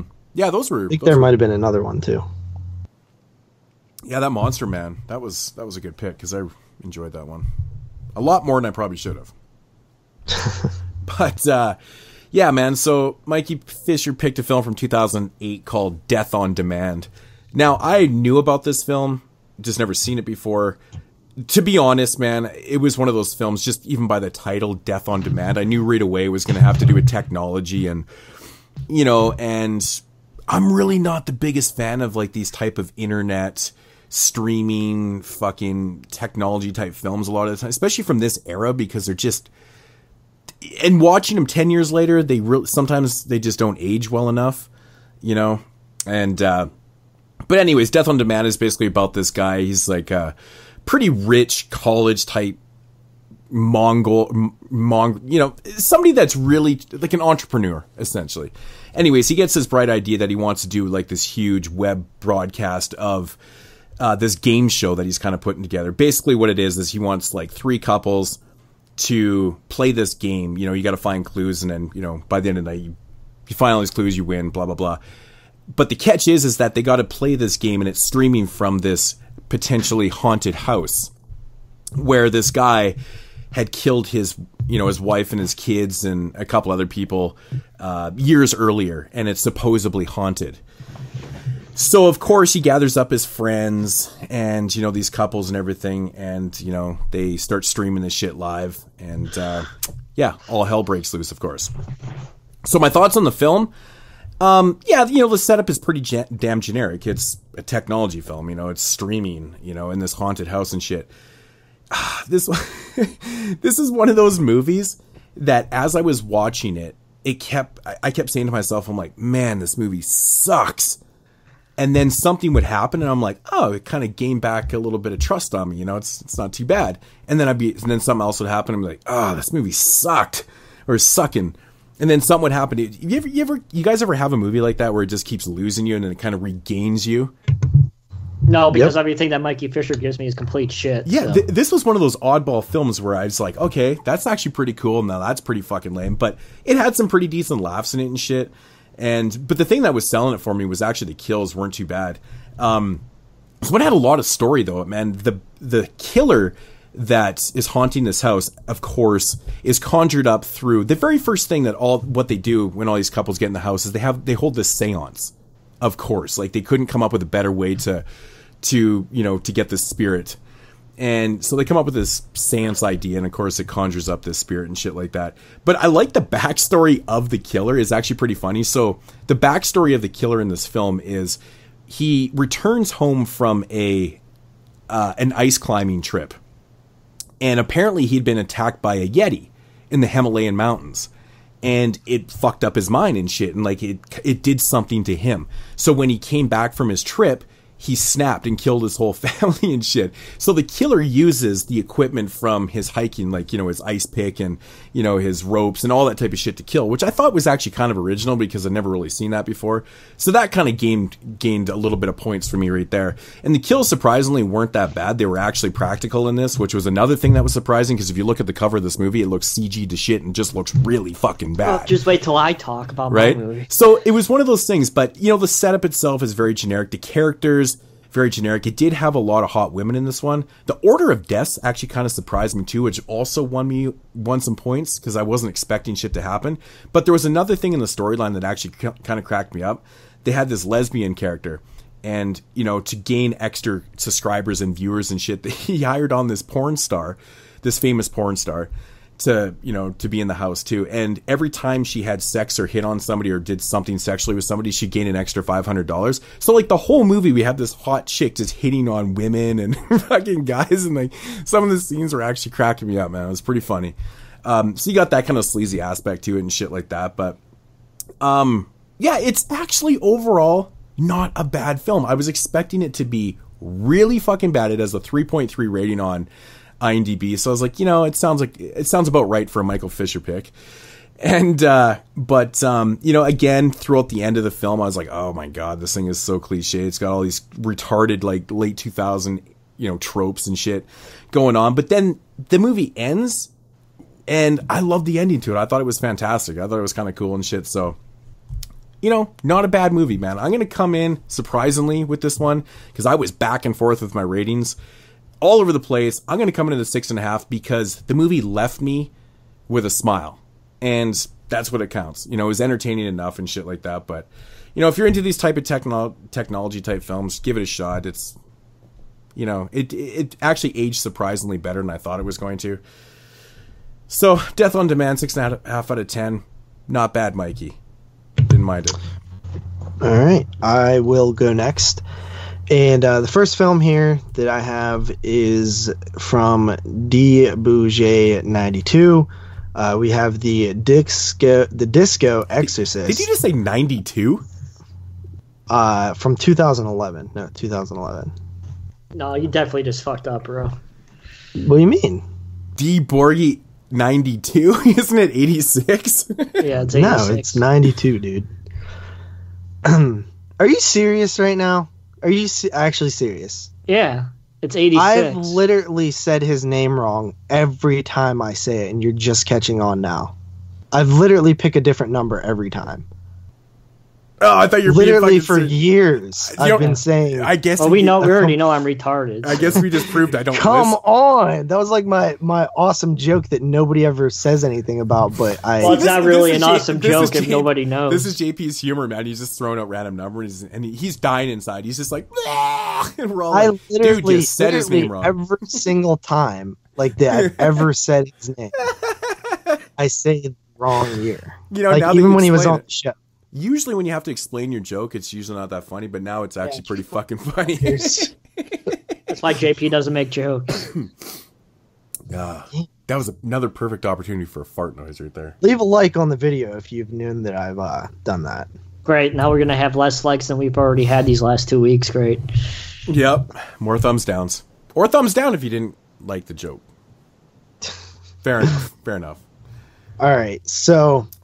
The Disco Exorcist from 2011. This film is a film that is shot in a like retro style. It's set in I believe the 70s, Directed and it's by Richard Griffin.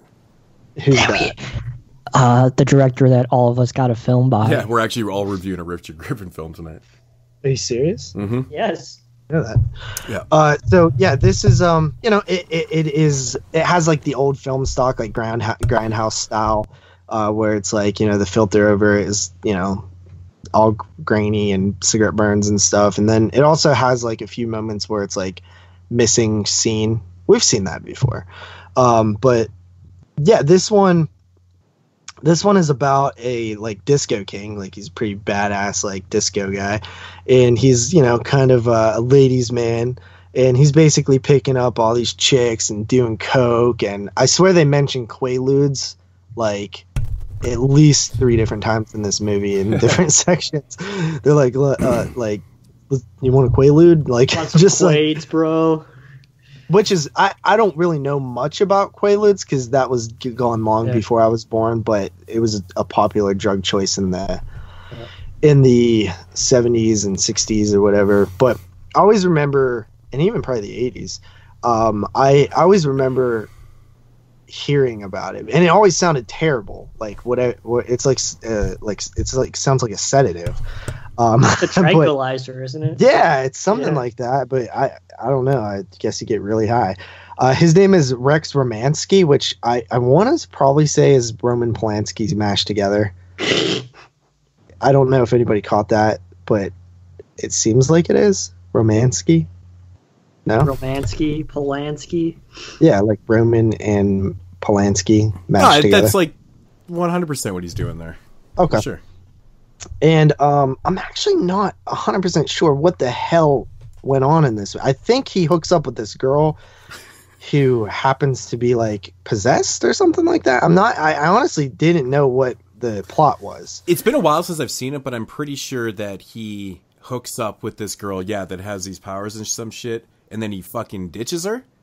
Yeah, and she's all pissed off. And then she ends up possessing him, right, to get back at him. I think that it's been a while. I mean, I just remember really liking this movie. I thought it was fun as hell. There was some funny moments. Like he goes to his family's house and they're all like super religious. Yeah. Like they like I think his like dad is a priest and his brother is like all like super godly and stuff. And that was a funny scene.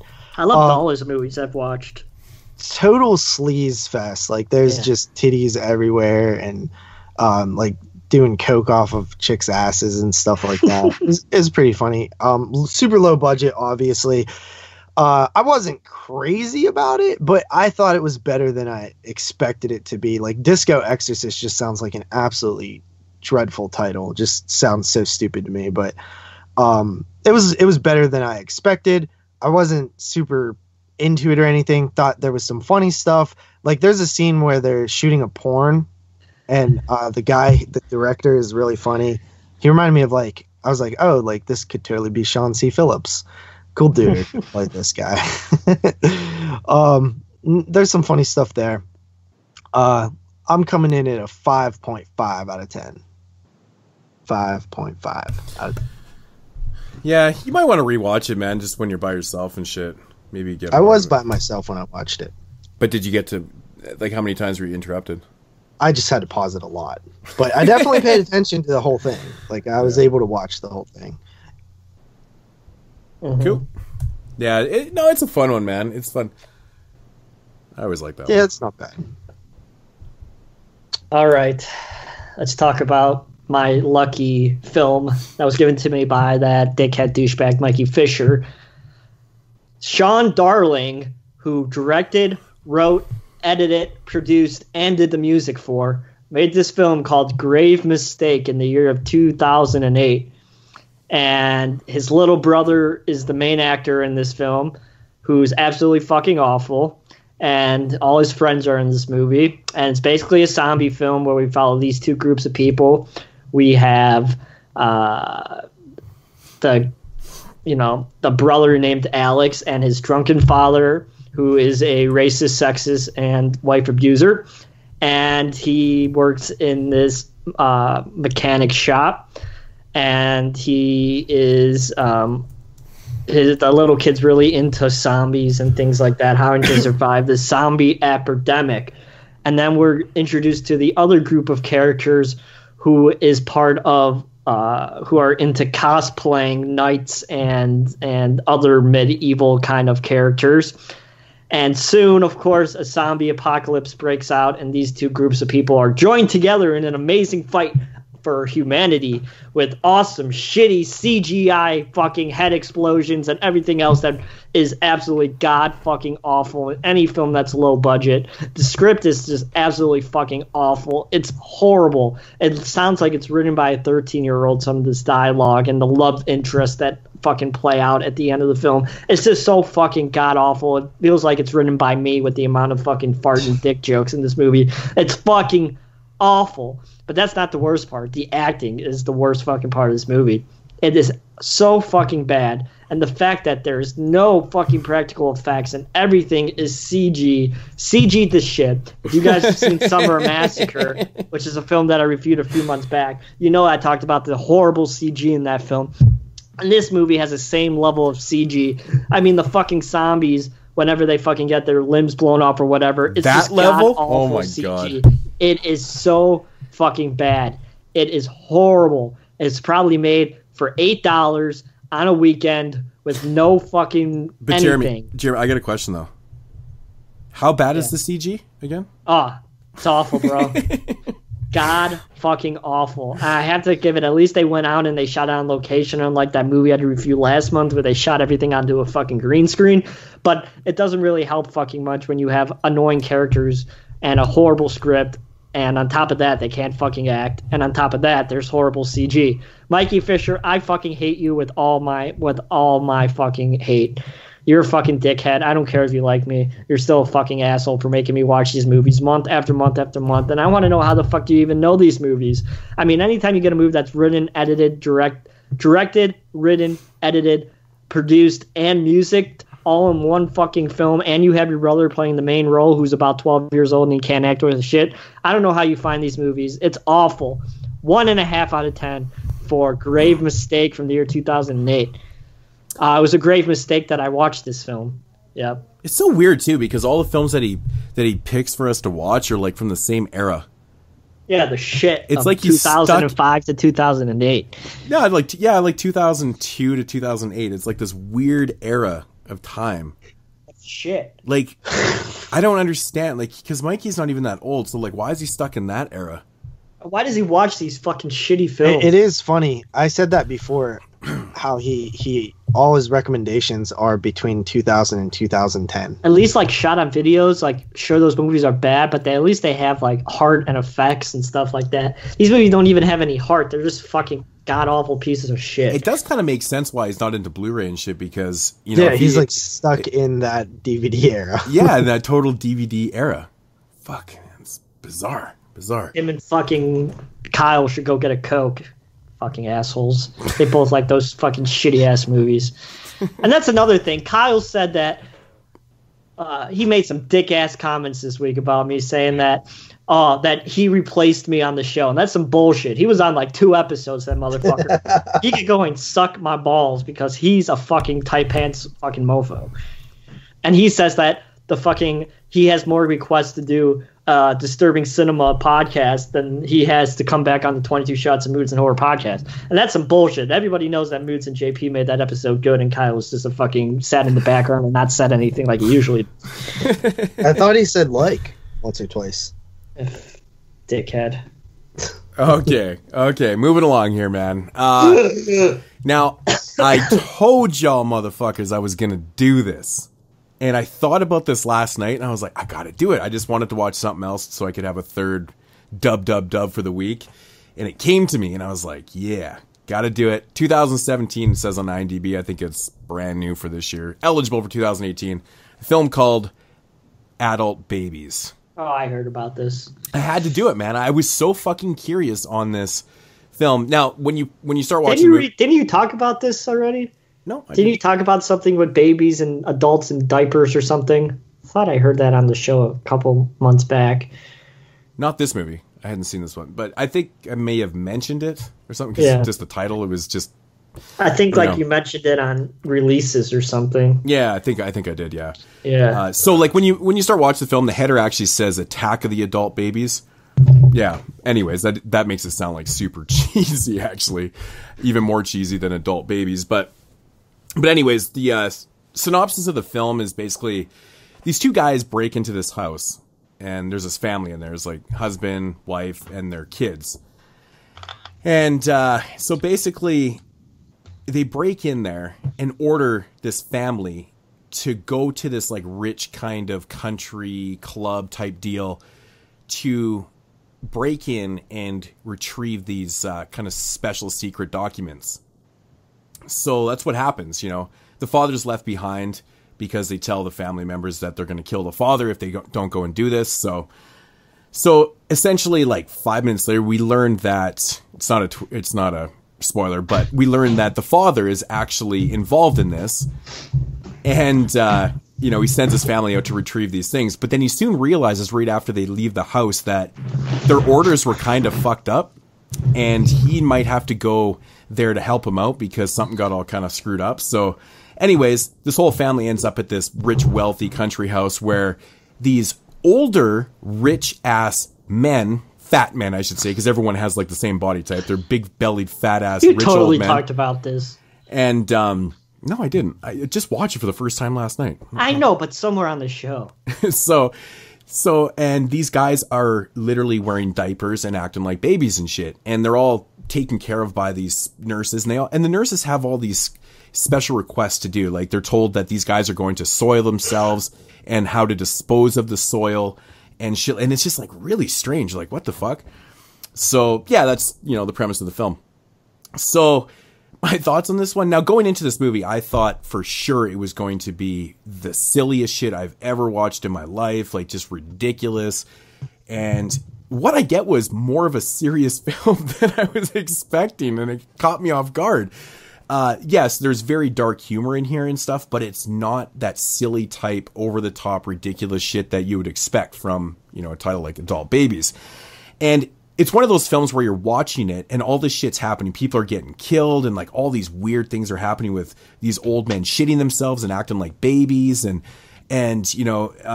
people trying to get these documents and shit. But you don't know exactly what the fuck is going on. You don't know why they want these documents, or you don't know why these old men are these, wealthy, old, respected people are dressed like babies and doing this until the very end when they explain it. And I tell you, man, if you guys ever seen the movie Chop before, you guys ever see that one?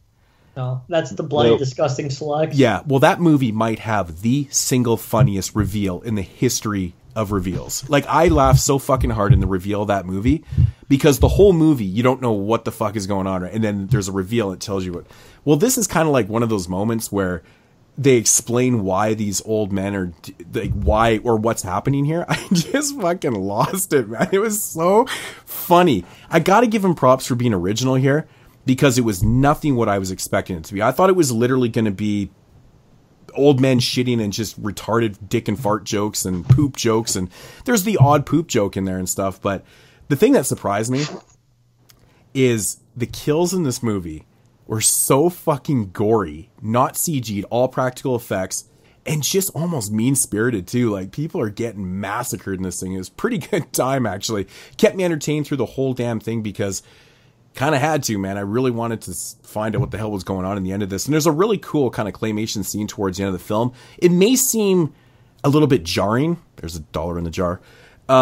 Because, the movie's not like that, but I thought it really kind of added this strange element. And the ending was fantastic too. It's a little bit ambiguous, to be honest, but I think if you kind of read into it a little bit more, you know exactly what happened. But overall was actually pretty fun. Thinking back on it, I could probably even up it, but I'm going to give it about a 6.5 out of 10 also. I had a fun time with this, man. It's not as retarded as you would expect it to be. Surprise, surprise. So that's Adult Babies. Check it out if you like watching old men shit in diapers.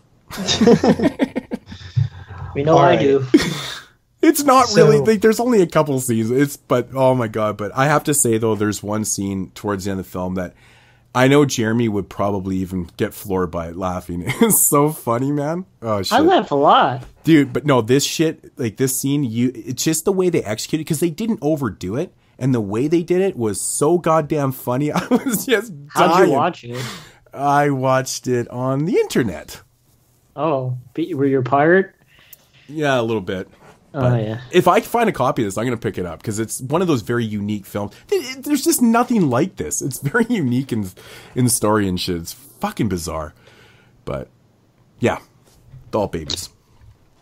All right. So next up for me, I totally forgot about this movie. It wasn't until you guys were talking about Mikey Fisher's picks that I was like, wait a minute, didn't he give me something?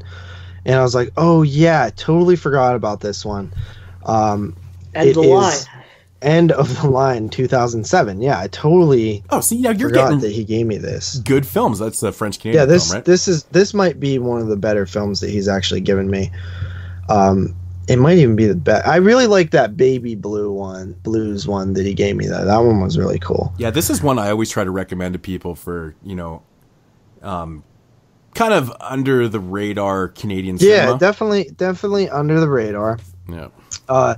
So this one follows a nurse who is getting visions of these sort of like demon-looking things. And she goes to a subway one night where the power goes out when she's with a bunch of other people that are in the subway. And they start getting attacked by a religious cult who are killing people to save them. Because they're having visions of things and God and telling them to kill people and stuff like that, like religious cults do. And it's basically a siege narrative. Like, it's kind of like a, Night of the Living Dead style, just a bunch of people holed up in different areas of the subway, being attacked by this onslaught of religious cult members. And they have to fight to survive. And there's like kind of a, I don't want to say it, there's a interesting ending. But yeah, so this one I really enjoyed. I thought the cult stuff was really creepy. It's played pretty serious. There is some black comedy in there, I would say. There was like a moment where they kill this kid, and I don't know if it was intentionally supposed to be funny, but I thought it was really funny. Well, isn't killing kids always funny in films? No. It's always appreciated. It's always appreciated. There's some funny kid deaths. I'm just fucking with you, man. There's some funny what, Jeremy? Some funny kids deaths in the children that are hilarious. I think I've seen that before. Oh, no. I'm thinking of the old Trauma one. Yeah. Oh, man, you want to talk about funny kids death in that one? Yeah. That one's funny, man. For sure. Yeah, but this one, there's some like decent gore. There's some CGI in there too. I think the strongest point about this film, though, is its setting.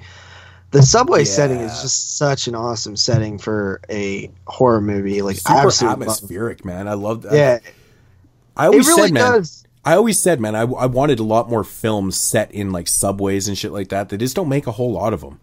Yeah, that's probably kind of expensive. Unutilized. That's why the tunnel setting. kicks ass. Yeah.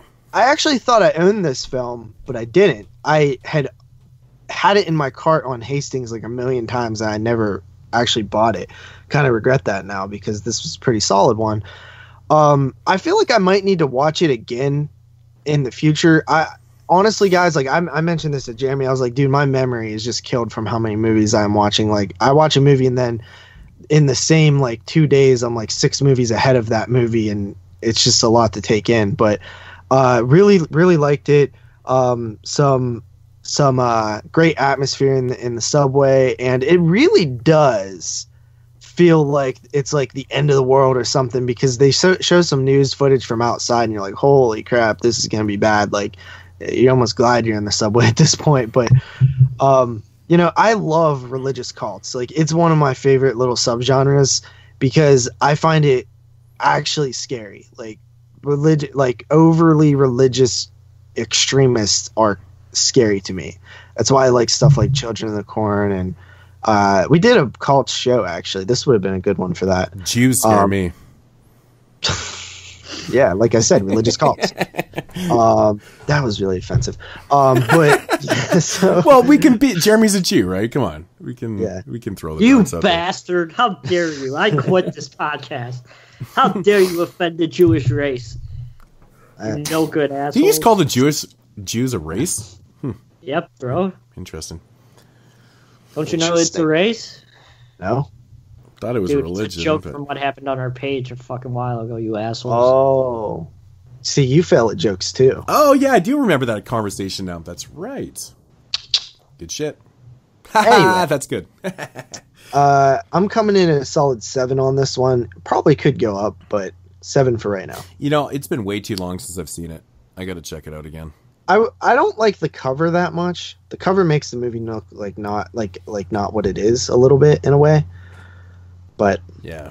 I put it in a lot of top 10 lists, and I feel like every time I put it in there, I just 2007 is a competitive year if we ever pull that. So yeah, Jeremy. All right, I'm going to talk about my Richard Griffin film that Derek asked me to watch, and that is a film titled None of That from the year 2009.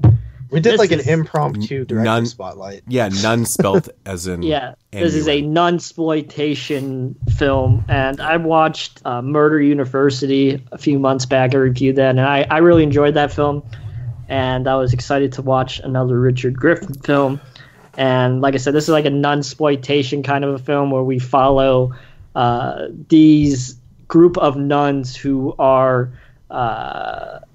destined to become murderers and killers, and they're trying to hunt down and kill this leader of this Italian mob gang. And it's basically this one nun going from training, and she's trained by Gandhi, which is like a fucking hilarious scene where, the most peaceful person on earth is getting, is training this nun to murder people with guns and shit. It's really funny. And ultimately, she gets trained and she heads down to Earth to try and end this Italian mob group. And the mob group hires this black Jewish guy named Viper Goldstein to try and go out and hunt down this nun and stop her from killing and bringing down this Italian gang. And of course, you have pretty good effects along the way, and just a whole bunch of batshit crazy religious commentary. We have Lloyd Kaufman's in this film, and he plays the Pope. There's a bunch of Jesus jokes and a whole bunch of religious jokes on top of your typical nunsploitation, nudity, and things like that. It's just a batshit crazy fucking movie with a whole bunch of weird religious references with a whole bunch of high body counts. It's a weird movie. I know, Moods, you've seen it, right? Yeah, I own it. Yeah. It's a weird film, and I appreciate Richard Lynch because he keeps making all these weird films. It seems like JP has a grindhouse style film. Richard Lynch. Richard Lynch. Who's that guy again? No idea. I don't know who he is. Maybe that's why I said his name. But Richard Griffin, JP's film is a grindhouse film. I had a nunsploitation. The last movie I've seen of his was a slasher film, and it seems like he does all these different kind of. Yeah, he's probably the most diverse indie director working right now. Like, he dips into every subgenre, man. Yeah, very cool stuff. Lot, so I liked it. I gave it a 6 out of 10. It's fun. It's a grindhouse nunsploitation film. Yeah, but it's not as low budget as you think. Like, he has like similar kind of aesthetics to like a Trashology, Brian Dorian kind of a feel. If you guys have seen that movie, he has a similar kind of character aesthetic. But his movies aren't as lower budget, which is funny because these are pretty low budget. But his movies are like hella low budget. But they're that kind of level of comedy. If you like that, those stupid kind of, comedic aspects to your films, then you'll probably like it. It's good. I gave it a 6 out of 10. It's a fun film. Mm-hmm. And don't watch it if you get offended because you probably won't like it.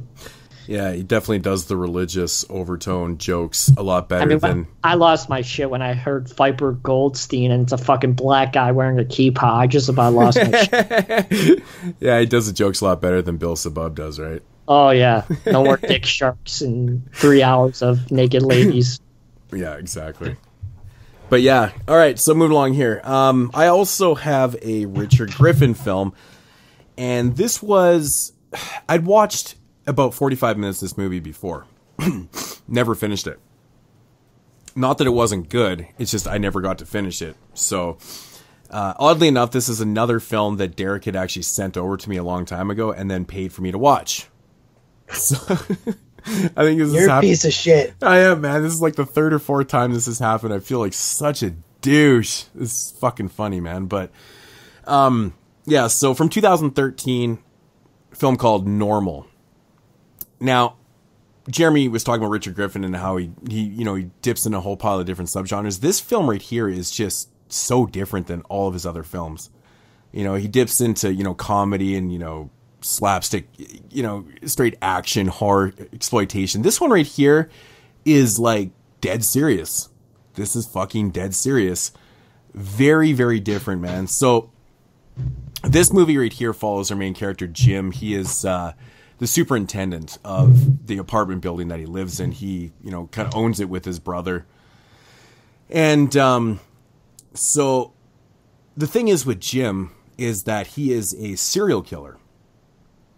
And this movie follows a series of interactions with his past victims, essentially. And it's, dealing with, them and himself and his future, and he's basically trying to figure out who he is and who he isn't and shit like that. So that's a quick little synopsis of the film. Now, my thoughts on this one: normal is anything but normal.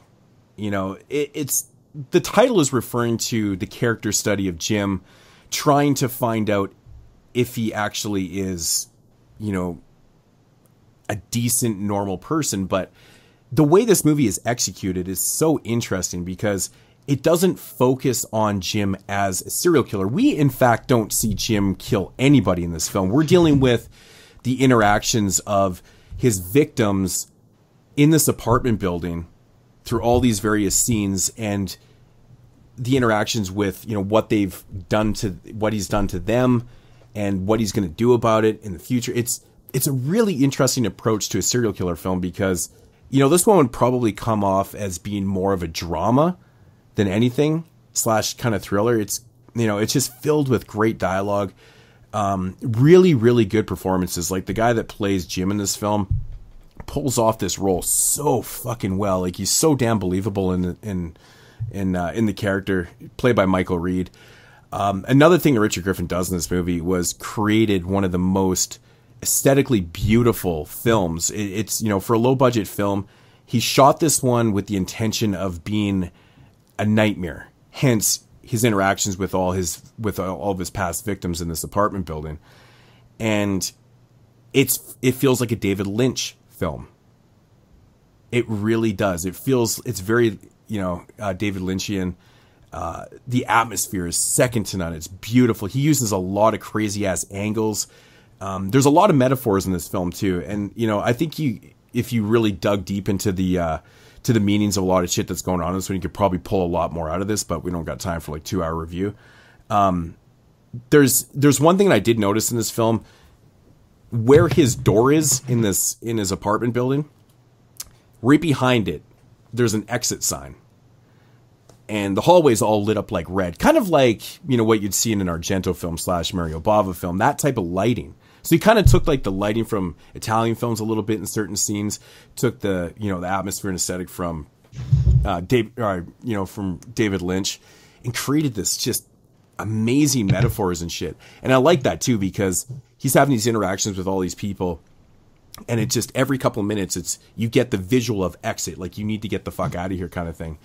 And it's just got this impending doom to the film, and you never really know where it's going because, like I said, he's dealing with these interactions, and you're like, where the fuck is this thing going to go? But all around beautiful film. I really enjoyed this. I would have actually liked to have seen some of, his, the actual killings and thing. I think would have been kind of interesting, even though it's not what it's focusing on. It would have been nice to see something, but there's a really, really interesting aspect in this film dealing with his brother. I won't give anything away, but that was an awesome development in the film too. But, yeah, normal, man. Anything but normal. Really, really good film. I think this is probably Richard Griffin's best made film and story. He didn't write this one. It's based off, someone else wrote it, Lenny Schwartz. But he took this... Lenny Schwartz? Yeah. What a fucking name that is. Yeah, and Lenny adapted Schwartz. The story into this film. I wonder if he's a Jew. Probably. It sounds very Jewish, doesn't it? But yeah, man, if you like slow burn type, I mean, it's not necessarily a slow burn. It has that same type of impending doom kind of pacing to the whole thing, but it's about interaction. So if you like dialogue heavy films with, kind of makes you think, it's a psychological drainer though, man. It's like you're just like, what the fuck, right? The whole film. If you like these type of films, give it a shot. 8 out of 10. Griffin hit this one on the fucking... He nailed it, man. It's really good. All right. My turn? Yes. All right. So, final film for me is who picked this? I don't even remember who picked this. Sorry. I don't remember who picked this. I don't have it up in front of me right now. What a valid life. What a dick. Black Sheep. Too bad I don't have my sound effects so I can play Retard Alert. Go ahead. Can't remember. Was it Fan of Eli, maybe? I don't know. Black Sheep from 2006. I'll save your ass. You want me to save your ass? Yeah. Would you please? Okay, it's Rob Henkins. Rob. Thank you, Rob. Appreciate it. I have seen this film before. I might have even reviewed it on here. I don't remember. This is a 2006 New Zealand film, and this is a Dimension Extreme title. And I had liked this film last time I seen it, but I was curious to see if it held up. It basically follows a boy who is on a sheep farm in New Zealand where his father dies and he experienced a traumatic event in the same day, and it basically makes him have a sheep phobia, which is there's probably a real phobia for it, but I don't know what it is. And 15 years later, he returns home, and he's going to sell his share of the family farm to his brother, but he doesn't know that his brother is carrying out genetic experiments to transform sheep, these docile vegetarians, into ferocious carnivores whose bite can transform a human into a bloodthirsty, demonic half-sheep monstrosity, which is how Wikipedia describes it, which I just thought was great. And there's also these two animal rights activists who are trying to expose the brother for his experiments on sheep, and they accidentally unleash a mutant baby lamb, which bites one of the activists, turns him into a basically infects him, and the other activist teams up with the kid from the beginning of the movie, now 15 years later, to stop his brother, stop all the sheep, and all that. Like, dude, like, honestly, this has a lot of plot for a zombie sheep movie. And the movie itself is paced so well. It's just so well paced. There's so many great moments in this film. There's a moment where these three characters are inside, and a sheep just like bursts through like the door, like Jack Nicholson, The Shining style.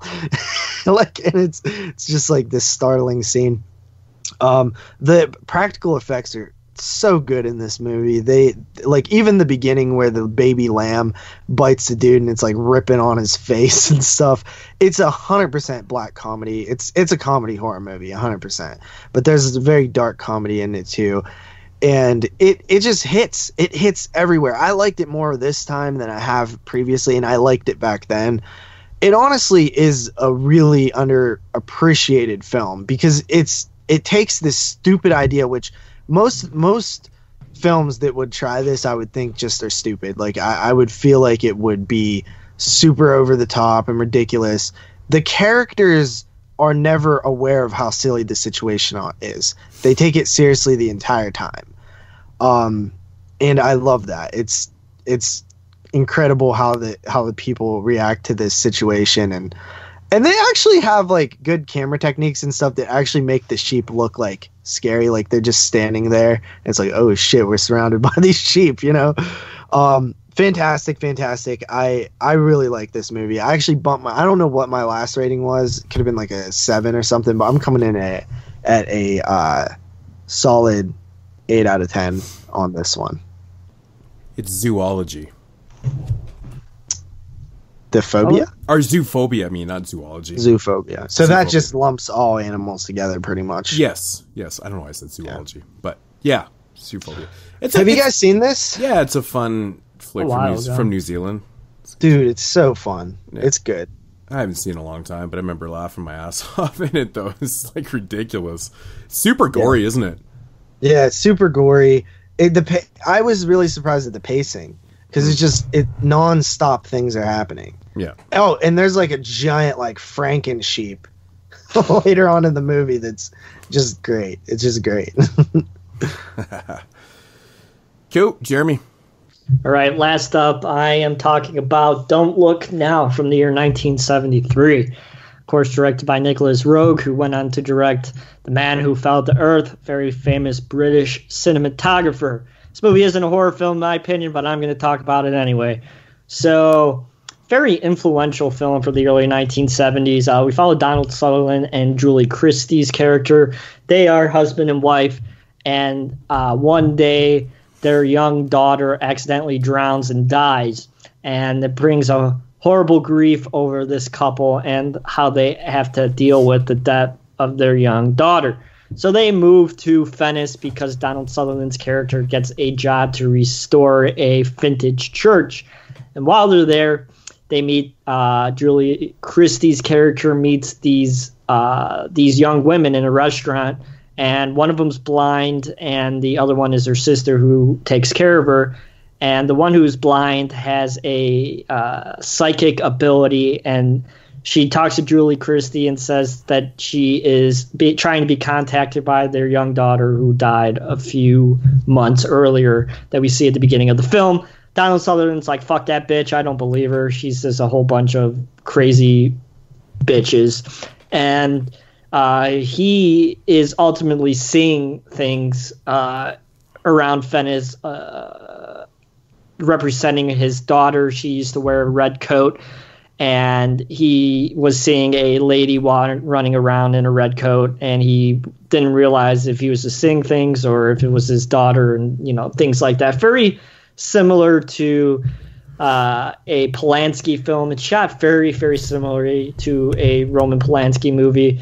You would recognize that kind of style if you're watching it. It has similar kind of characters and themes of inner demons and breaking down inside after a horrible tragedy like this movie does. And that's mainly the main theme of this film, is how these two characters deal with the tragedy of their death. And, that's clearly spoken about throughout the entire film. And it's not really a horror film in my opinion. Yeah, there's some supernatural elements going around with Donald Sutherland seeing this somebody in this red coat running around Venice and things like that. But it's mainly just a drama about these two people and their strain that's going on in this during their marriage. And the movie has some really amazing editing techniques. I think that's pretty much what the film is known for. It has some pretty captivating and fresh sort of editing things going on with patterns and color schemes, very similar to the Italian film. The reds are very prominent in this movie. And, of course, it is also known for its pretty graphic sex scene in the middle of the film, which is pretty graphic for a film of the early 1970s. It's pretty dirty. But overall, if you haven't seen Don't Look Now, it's a really well-acted, well-made film. If you like dramas, check it out. I know some people are like, well, it's a horror film. I mean, sure, if you want to say that. I don't think it's a horror film, but I still think it's a really fantastically made film and a really, really well-made movie. So check it out if you haven't seen Don't Look Now. If you like a Hitchcockian meets a what the fuck the name did I just say? Polanski film. Fuck, I had a brain fart. Then check this one out. Too bad I don't have sound effects, so I make fun of myself. Check this one out. 8 out of 10. I liked it. It's the first time I've seen it. I think if I watch it more, maybe I would have a new appreciation or a more appreciation for it. But from what I've seen, I enjoyed it for what it was. It's pretty good, and it has an awesome score. So check it out if you haven't seen it. Don't Look Now from 1973. I always consider it to be a horror film, but I get where you're coming from. Yeah, it's kind of like Burnt Offerings, where it's not as slow as that film, but it's just a slow character development kind of a film. Yeah, that that's ultimately most of ends. the 70s. Yeah, it's good though. I liked it a lot. Yeah, because they would tell stories. Yep. But cool shit. And that is what we watched. Yeah.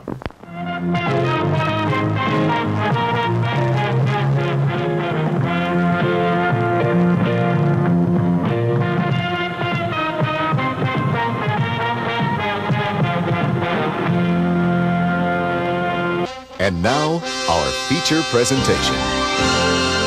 All right, so the time has come to the featured review here on the 22 Shots of Movies in Horror, episode 144. It's been a long time in the making, and it's finally here. That's right, brand new 2018 Halloween. Blumhouse Halloween. Yes, a Blumhouse production. Yeah, we're gonna have to call it Blumhouse Halloween because yeah, I know they fucked up with this stupid title, calling it Halloween. That is so ignorant. How's it ignorant? What else were they fucking supposed to call it? Halloween 2? But then people would become literally has the same title as the original film. Anyways, directed by David Gordon Green, who is responsible for such classics as Pineapple Express, I believe. Directing. Yep. Yeah, I love that movie. Pineapple Express. I think that's the only film I've seen him actually that he directed. I've never seen Your Highness, The Sitter. No, Sitter's pretty shitty. Yeah, but so Jonah Hill in that period. So and, written by Danny McBride, right? Yes, and written by Danny McBride. So which yeah, you can see the comedy aspects. It wasn't as comedic as I was expecting it to be. Yeah. Yeah, I think when it was announced, people were like, "Wow, they're making a comedy Halloween film." Like, it's not. You wouldn't even go as far to call it a horror comedy at all. You know what I mean? No, there's comedic elements in it, but it's not as ridiculous as I thought it was going to be. I mean, because Danny McBride is known for pretty outrageous comedy, right? So, yeah, but he was in Aliens. Yeah, he was the comic relief in that film. Yeah, I guess so. Right, he solely was. He lived, so. Well, so. Yeah. Halloween 2018. This is a direct sequel to the original 1978 John Carpenter film, taking place in real time. So 40 years later, synopsis: Laurie Strode comes to her final confrontation with Michael Myers, the masked figure who has haunted her since she narrowly escaped his killing spree on Halloween night 4 decades ago. Yes. So off the top of the show, we kind of gave our brief thoughts about this new Halloween film being a direct sequel to the original. Yeah. I'm still kind of, I don't know what I feel about that, but I'm indifferent. Like, I'm cool with it, but I would have probably preferred another way.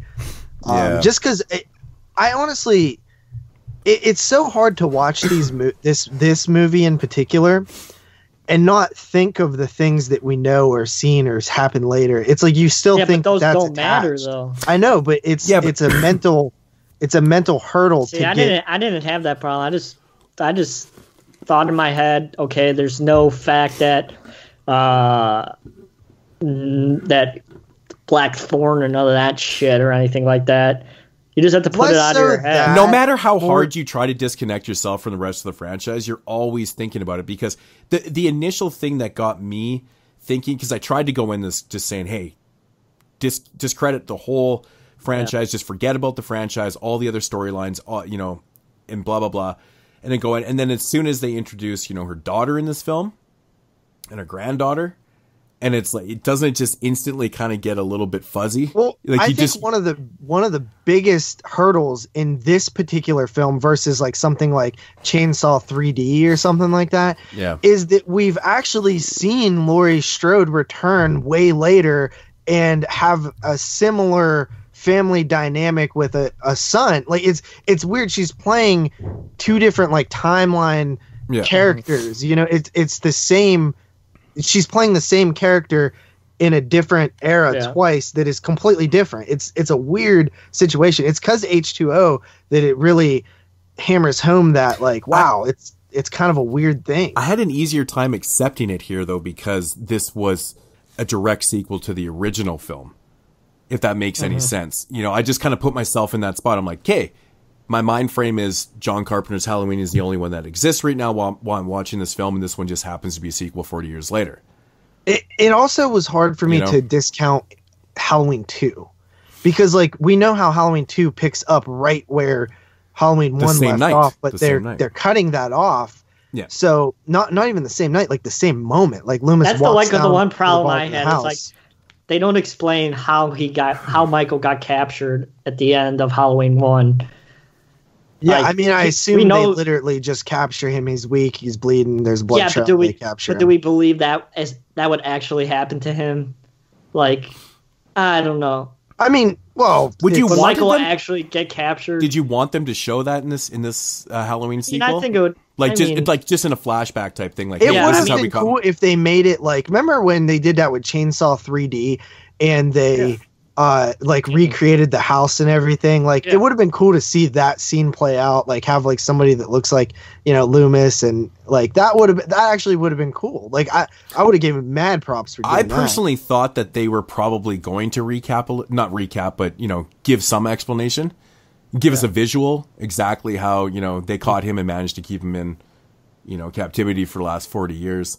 Yeah. But we didn't get that. I mean, we got what we got in the beginning of the film. Oh, and also, Jeremy, to answer your question really quickly, you said, do you think that would actually happen to Michael? Well, that's, again, you have to discount the fact that that there's no history. Like, it's literally a guy who escaped one night, a regular guy, and went on a killing spree. Well, you know what I mean? Yeah, that's the thing. But He's according not to the legend of Michael Myers. Yeah, but according to, like, you know, all the fanboy Halloween peeps out there, you know, he wasn't human. You know, that seems to be the explanation for everything. And, you know, because even recently, I don't know how this happened, obviously because maybe the new Halloween film was coming out, but someone commented on our old video saying, oh, I'll explain how Michael could drive.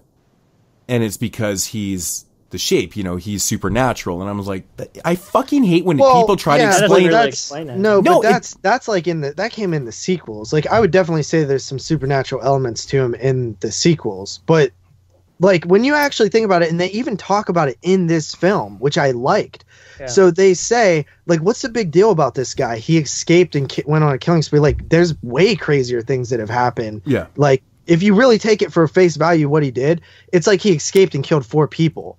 Like, that's not that big. Like, there's mass shootings that happen where there's way bigger body counts. Yeah, in the bigger grand scheme of things, it doesn't seem that major. So, exactly. So it's easy to downplay it. It's because we know him as this legendary figure, but in this film, he's not that. Yeah, exactly. He's just a regular dude who escaped again. I accepted that. I mean? I accepted that while I was watching. It's kind of interesting. Yeah, but don't we have something of a supernatural sense at the beginning of the movie where all the loony people are going fucking crazy when Michael is presented with the mask?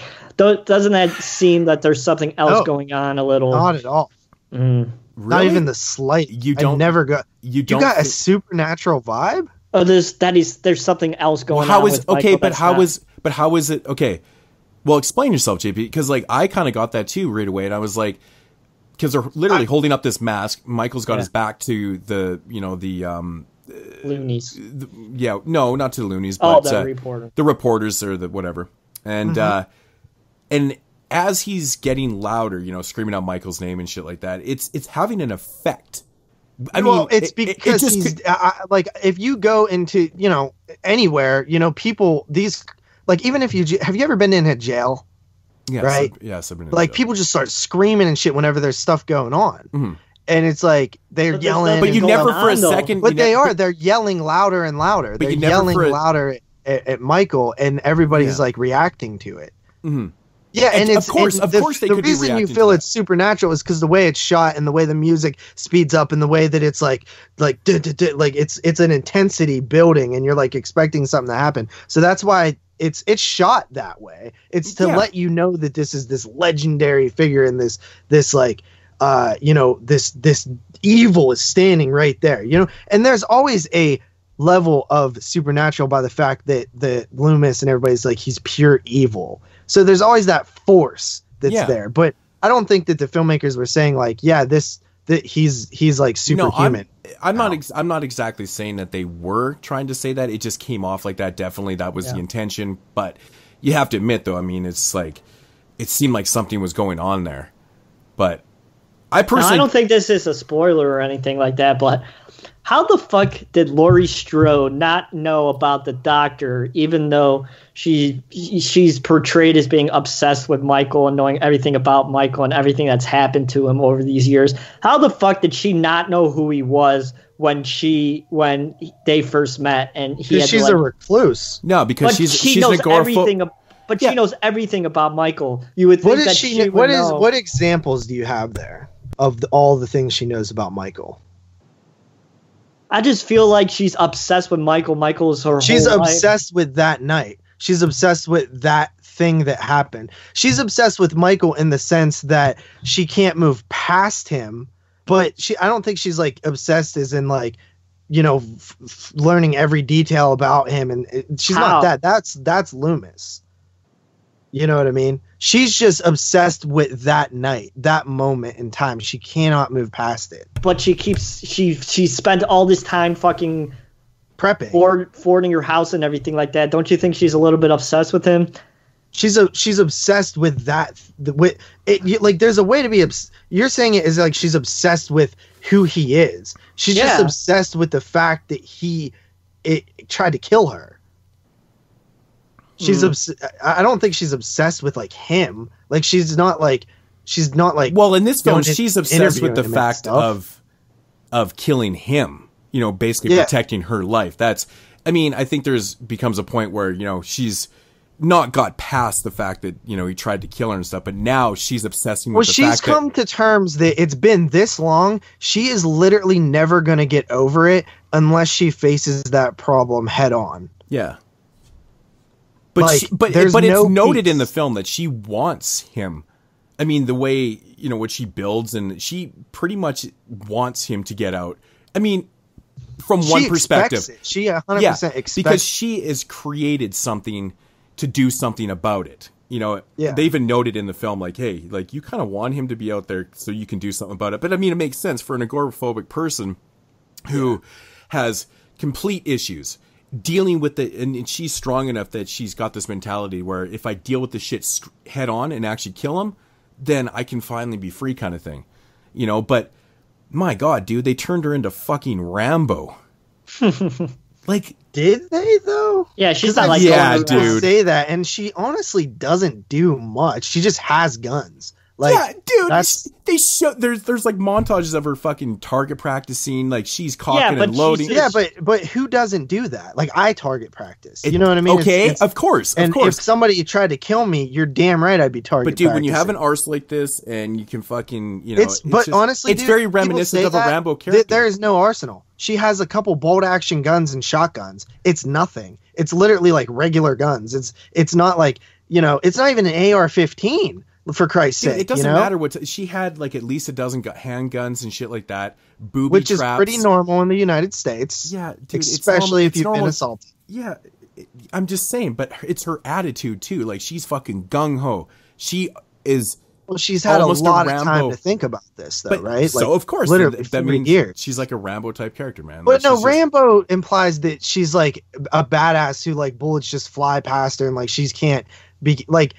What, like, that's how I take Rambo. Like, she's like over strong, over capable, like she never really has the upper hand except for one time. You know what I mean? Like, so I think that's the appearance that they're trying to give her a little bit. Like she's I didn't see her as Rambo. I just saw her as somebody who is prepared, who is determined, like somebody who is determined and has planned this a lot. Well, that's how you could associate with, you know, that's the contrast between the two. I mean, Rambo was prepared too. I mean, she's just. But Rambo almost sounds like machine guns, like it's gunning like everybody it's over down. the top or something. No, just qualified to do it. You know. Like she's trained. Yeah. It seems like she's been training. She's qualified. Like Rambo was a qualified fucking soldier, and that's kind of how I see her, as a qualified soldier in her mission to destroy the evil. I don't even see her as that qualified, honestly. I mean, the very first time that she...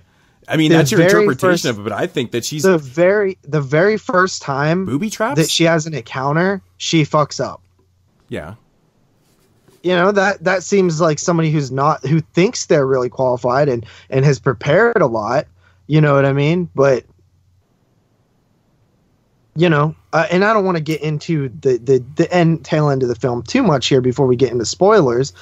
But, you know, I thought that the writing of Jamie Lee's character, Laurie Strode, was kind of what you would expect almost. And I think it's very similar to, like, Rob Zombie's H2, where Laurie Strode has like gone off the deep end, but like that is like more emotional because she's still a teenager. See, you know what I mean? To me, it would make a lot more sense. Like, I don't know, man, if you could interpret it like it's been 40 years and the anticipation has made her even more anxious and she's losing her mind because it has been 40 years. But to me, if it was like 10 years later, I could see her being in this mode still because it's still so fresh to the current or to the events of 78. Mm-hmm. But it's 40 years later. I mean, I understand there's mental conditions and a lot of people can't get over things and stuff like that. But man, like she's pretty capable, man. Like she's still there. People think that she's insane, but she's like she's in her hallway, man. She's in her mode. And I don't know, man. I think it's a pretty realistic interpretation to like post-traumatic stress disorder, though. You know what I mean? It how often do you know somebody who's, you know, gone through like a rape or something and they have like 50 padlocks on their door? Yeah, you know what I mean? Of course. But I mean, it's usually currently, 40 years later, I don't know.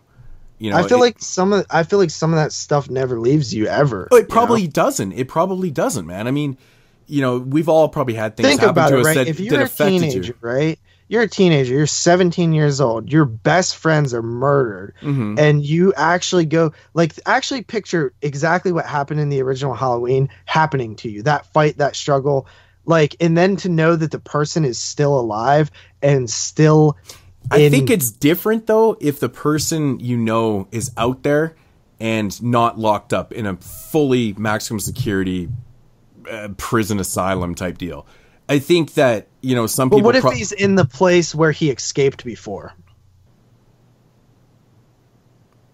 Yeah, but you know what I'm saying? Yeah, but I don't think he was. I mean, they don't allude to that. Oh, he is in the same place that he escaped before. That's Smith's Grove Sanitarium. Would that actually happen? I feel like they might move him, but I guess know that certain prisoners go back to the same jail they escaped from. Don't you think it's just very... what's the word I'm looking for? That is true. Convenient that they're moving him. Oh, it's definitely moving him on like the night on Halloween. Yeah, it's super convenient. It's one of my major. I was like, "Are you kidding me?" Don't they like know what happened on that night? See, that also is another one of those things where it's like, to us, it's Halloween, right? To them, it was probably just a day. You know, it's just the day that he escaped. Of course, they don't move him on the day exactly. It's like 2 days earlier or something, but. No, but it's still convenient to the story. Try to maybe avoid the month, you know, in general. It's still pretty convenient to the story, though, right? You know, you're going to move him 2 days before he's going to break out. It's going to give him some time to, you know, to kill some people and But then, you know, and I'll talk about this more, how I could kind of explain that away in the spoiler section, because I have thought of that. And I mean, do you guys want what just overall, like, were you disappointed? Were you into it? Were you happy? Like, what did you think? Yeah, I'm a medium level on this, man. There's a lot of things I did like in this film, and there's a lot of things I didn't like. Like, I liked it delivered the kills, the highest body count for sure. It's mid-teen body count. I liked the kills. I really enjoyed the shots of Michael. There were some amazing fucking shots. There's this one shot, I forgot who dies, but it's a low angle looking up at Michael, and there's a red light going on and off in the background. It's fucking amazing. It's probably the best shot of the film. It's so fucking good. There's a lot of amazing shots of Michael in this movie. Those are really the best shots in the film, man. Or some of those, you know, kind of far away Michael in the background, like the mirrored shot. The mirrored shot of you know, the granddaughter in school with Laurie out in the street and shit. You know, from Halloween 1. That was cool. Great, man. That was cool. I was like, oh my god, it's the same classroom, and the teacher, Souls. I believe, was PJ Souls. Yes, it was. Yeah. I noticed it right away. I was like, cool PJ Souls cameo. And the other reference at the end, exactly the same with a mirror shot. You know, and dude, it's like, and one thing that I liked about this movie, they play on it a few times in the movie. Like, Laurie Strode is the Michael Myers in a way. Like, she is the predator. And to her, and he is the prey in a way, and she's mirroring how, like, the things that he did in the original film, with like how she's standing outside the school and stuff like that. And there's another thing at the end of the film which I think Jeremy is referencing as well, where that's happening. I thought that was kind of a neat little spin on it. Like, to be honest, this is the best made Halloween film probably, besides the first one and the second one, and probably Zombies Halloween. But I think it's, you know, the best made one, and it's probably the best opportunity we're going to have for a well-made Halloween film. I mean, those sequels, 4, 5, and 6, and 7, and Shit Erection, I mean, they're fine, but you could tell they're, like, low budget, not shot that well compared to this movie. I don't know. It just has a different kind of feel to it, I think. Well, also one thing that is done in this movie, maybe better than all of them except for the original, is, and we mentioned it earlier, is the goddamn score, dude. Yeah, it's like awesome. they use the Halloween theme absolutely perfect. Like, and they use like the ding, like the little ting thing that they do good. They do a slower version of the Halloween theme, like dun dun dun dun, dun. Like, and it's just like, wow, man, they really like nailed every. And I'm not like huge to paying attention to music, but I noticed how like on point every like note of music was in this film. Like all like the the cues entire were good. film. The cues were good. All the cues were good. I think all the different variations of the main theme were good. Yeah. I just like when the credits came on and you see whatever the hell his name. I love how they kid's did name. that. Yeah, I it's love awesome. how they did the opening- reverse pumpkin. Like it's almost like we're back. You know what I mean? Like the pumpkin's been dead for a while. And I now love the it's opening fresh. credits, man, but I didn't like how it led into it, though, man. Just with the whole screaming, The Michael, cold open. and I thought. Listen, and then I it- thought. Here, I told this to my friend exactly. Look, I swear to God, this happened. So, the cold open happens, right? And you're like, it sets up cool. It almost. I was like, what the hell am I watching? An Argento film or something? Like how the tiles were all like checkered board. It like just looks something like Italian or something, you know? Yeah. And I'm like, what's going on here? And that whole thing plays out. First of all, I like the scene, you know, but the result of the scene by the end of it, where it just like, you know, cuts to Halloween, somebody started slow clapping, and I was about to clap, and then I was like, wait a minute. I was like, honestly, this don't deserve a clap, and I didn't clap, and I was like, Friday the 13th, 09 deserved a clap at that cold open. The cold open was kind of weak, dude. Like, dude, it was just, it was fucking cheesy, man. Like I don't know about that. Yeah, dude. Oh man, it was fucking the way it went. It was. Oh man, it here we was- go again with the cheese. Here it comes was. the cheese. It was cheesy, man. Oh man, here we go. I fucking felt said it the right out loud. intensity there. I felt the intensity. No, I just see, thought I didn't. the end I didn't. result I was, dude. I had fucking right from like the opening scene, you know, until about 3/4 away that scene. I was like, had goosebumps. I was like super pumped, and then it left me fucking not feeling anything when that cut to the credits. I liked the credits. The credits scene was awesome. Credits, the reverse yeah. pump Yeah, was credits totally were cool. great. The music was awesome and shit, but I didn't care for like the way that thing cut into there. I was like, no. I thought, I was really disappointed. I was like, "Are you fucking kidding me?" I was like, "Cheeser." That was some straight up fromage, but that's just my opinion. And then I like I love that they give nods to Loomis. That was very important to me going into it. I that was on my I check off expected list that. of I things expected that. They had to. Oh, so you're the new Loomis. You would think they have to The new do that, Loomis but how is many a movies fucking, don't? Oh my god, I can't wait to talk about him. Yep. You know, you would think that they have to do that, but seriously, like, Talk how about many the worst movies part of the don't do fucking that? movie? That So- fucking asshole. Well, I mean, it's Um, 40 years later, right? And Loomis is obviously, well, he's dead. Well, you he know? would have been dead like in '96. Well, that's what I'm you know saying. what I Like, mean? they just, you know, mentioned him and, you know, he's passed away kind of thing, which is Yeah. good. You know, that's what they needed to do. And that was something I was expecting them and I was hoping that they were going to do. I mean, how could you not, though? That would be a total utter fail if you I didn't would mention bet. Loomis, because You it's know a what I direct mean? sequel to the first film. You have to mention him, right? He's Yeah. in the same position as Lewis, so it made perfect sense. But they did it good. They did it good. They didn't overdo it. Now I understand Loomis is fucking nutty. Like he was crazy in the first film. I do not believe that he would pick that motherfucker to be his protege to follow, to keep his eye on Michael after he died. That's some utter bullshit. I'm sorry. I don't know. We'll don't talk buy about that shit. in a little bit because I have some hot takes on that. But so I love that they do this thing where they're like, oh, like, isn't that dude like his sister or something? And they're like, no, that's just something that someone made up. Because it's like acknowledging the fact that, you know, that's what the series was for so long. You know what I mean? Mm-hmm. And it's kind of a commentary because John Carpenter, that was not what it was in the original film. John Carpenter just literally made it up for the sequel, Halloween 2. You know what I mean? Yeah. That was kind of meta, like right there. That was kind of cool. You got to know the storyline.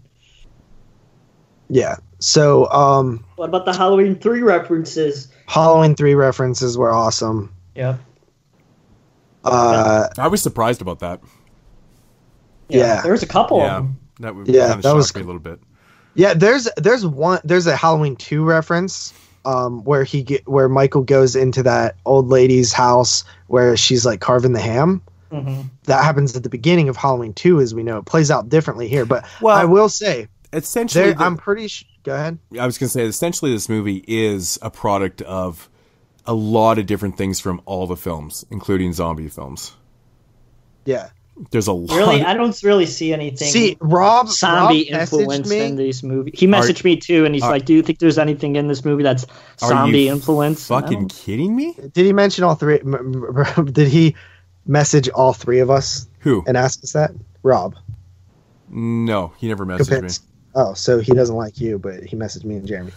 No, but yeah, he asked me if I thought that there was any like zombie influence in this film, and I said yes, there definitely is. Well, there's a whole fucking scene, man.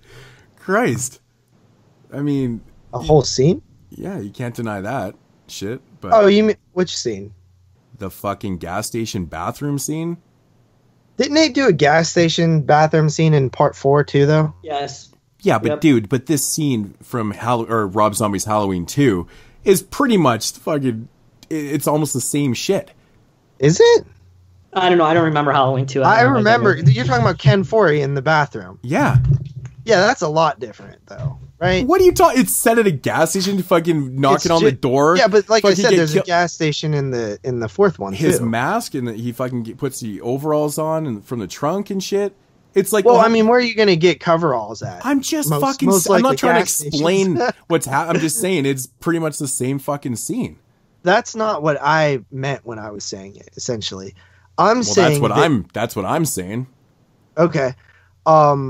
I mean, I can see. You can't see that direct comparison. Well, I can see that it's besides the fact that it's a gas station, I don't really. What the fuck? Okay, whatever. And I mean, like, yeah. Dylan said the exact same thing. We were like, "What the fuck?" That's like totally Rob Zombie's Halloween 2 right there. It was. Yeah, no, I get that. I'm not saying that it isn't like, you know, like I'm just saying that that's not what I was saying. What I think what like the influences. That's more of like a homage thing, like all the other stuff, like the Halloween 2 thing. I'm saying in terms of like influences. I'm saying that the aggression of the Rob Zombie Michael Myers and the brutality is much more in this film than any version of Michael we've ever seen. Exactly. It's straight Halloween 2. And that's I mean, it's a little bit influencer. This does not look like the Michael of Halloween 2, Halloween 3, or Halloween 4 or 5, you know. None of those exist, so you can't say that. I know, but I'm saying even part 1 though. Like that, like this one is like brutal. Yeah, it's fucking, it feels like because it feels like zombies years to dwell on it. It feels like Rob Zombie's Halloween 2 aggression. It feels like Rob Zombie's Halloween 2 aggression. I said the exact same thing. And you know, it's funny how they allude in this film a few times about how Michael's never said anything in the last 40 years. Oh, he can talk, but he's never said anything or even mumbled a sound. They bring that up a few times in the film. And then of course, I don't want to give anything away, but you know, there is a scene where something happens and I'm just like, oh, there it is. I mean, you can see that coming a mile away, but anyways. So yeah, the like influence. The influence I think is there with the brutality of Michael. Like he just wasn't like that in part 1. You know what I mean? He's way more brutal in this one. And Jeremy brought up a good point, you know, where like he has a lot more. He like the first time he only sat there for 10 years. This time he sat there for 30 years. You know what I mean? Or 40 years.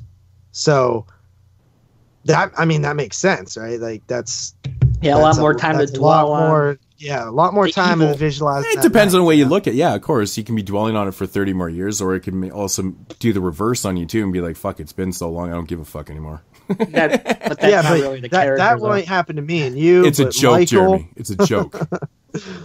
Well, sorry. Yeah, but there's a shot that I was telling you guys about in the Halloween 2 reference. I'm pretty sure it's one shot, but it goes inside the house. You know, you see that what's happening around the corner, and then it's the reveal, and then it goes through the other room and outside the other. I think it's all one shot, dude.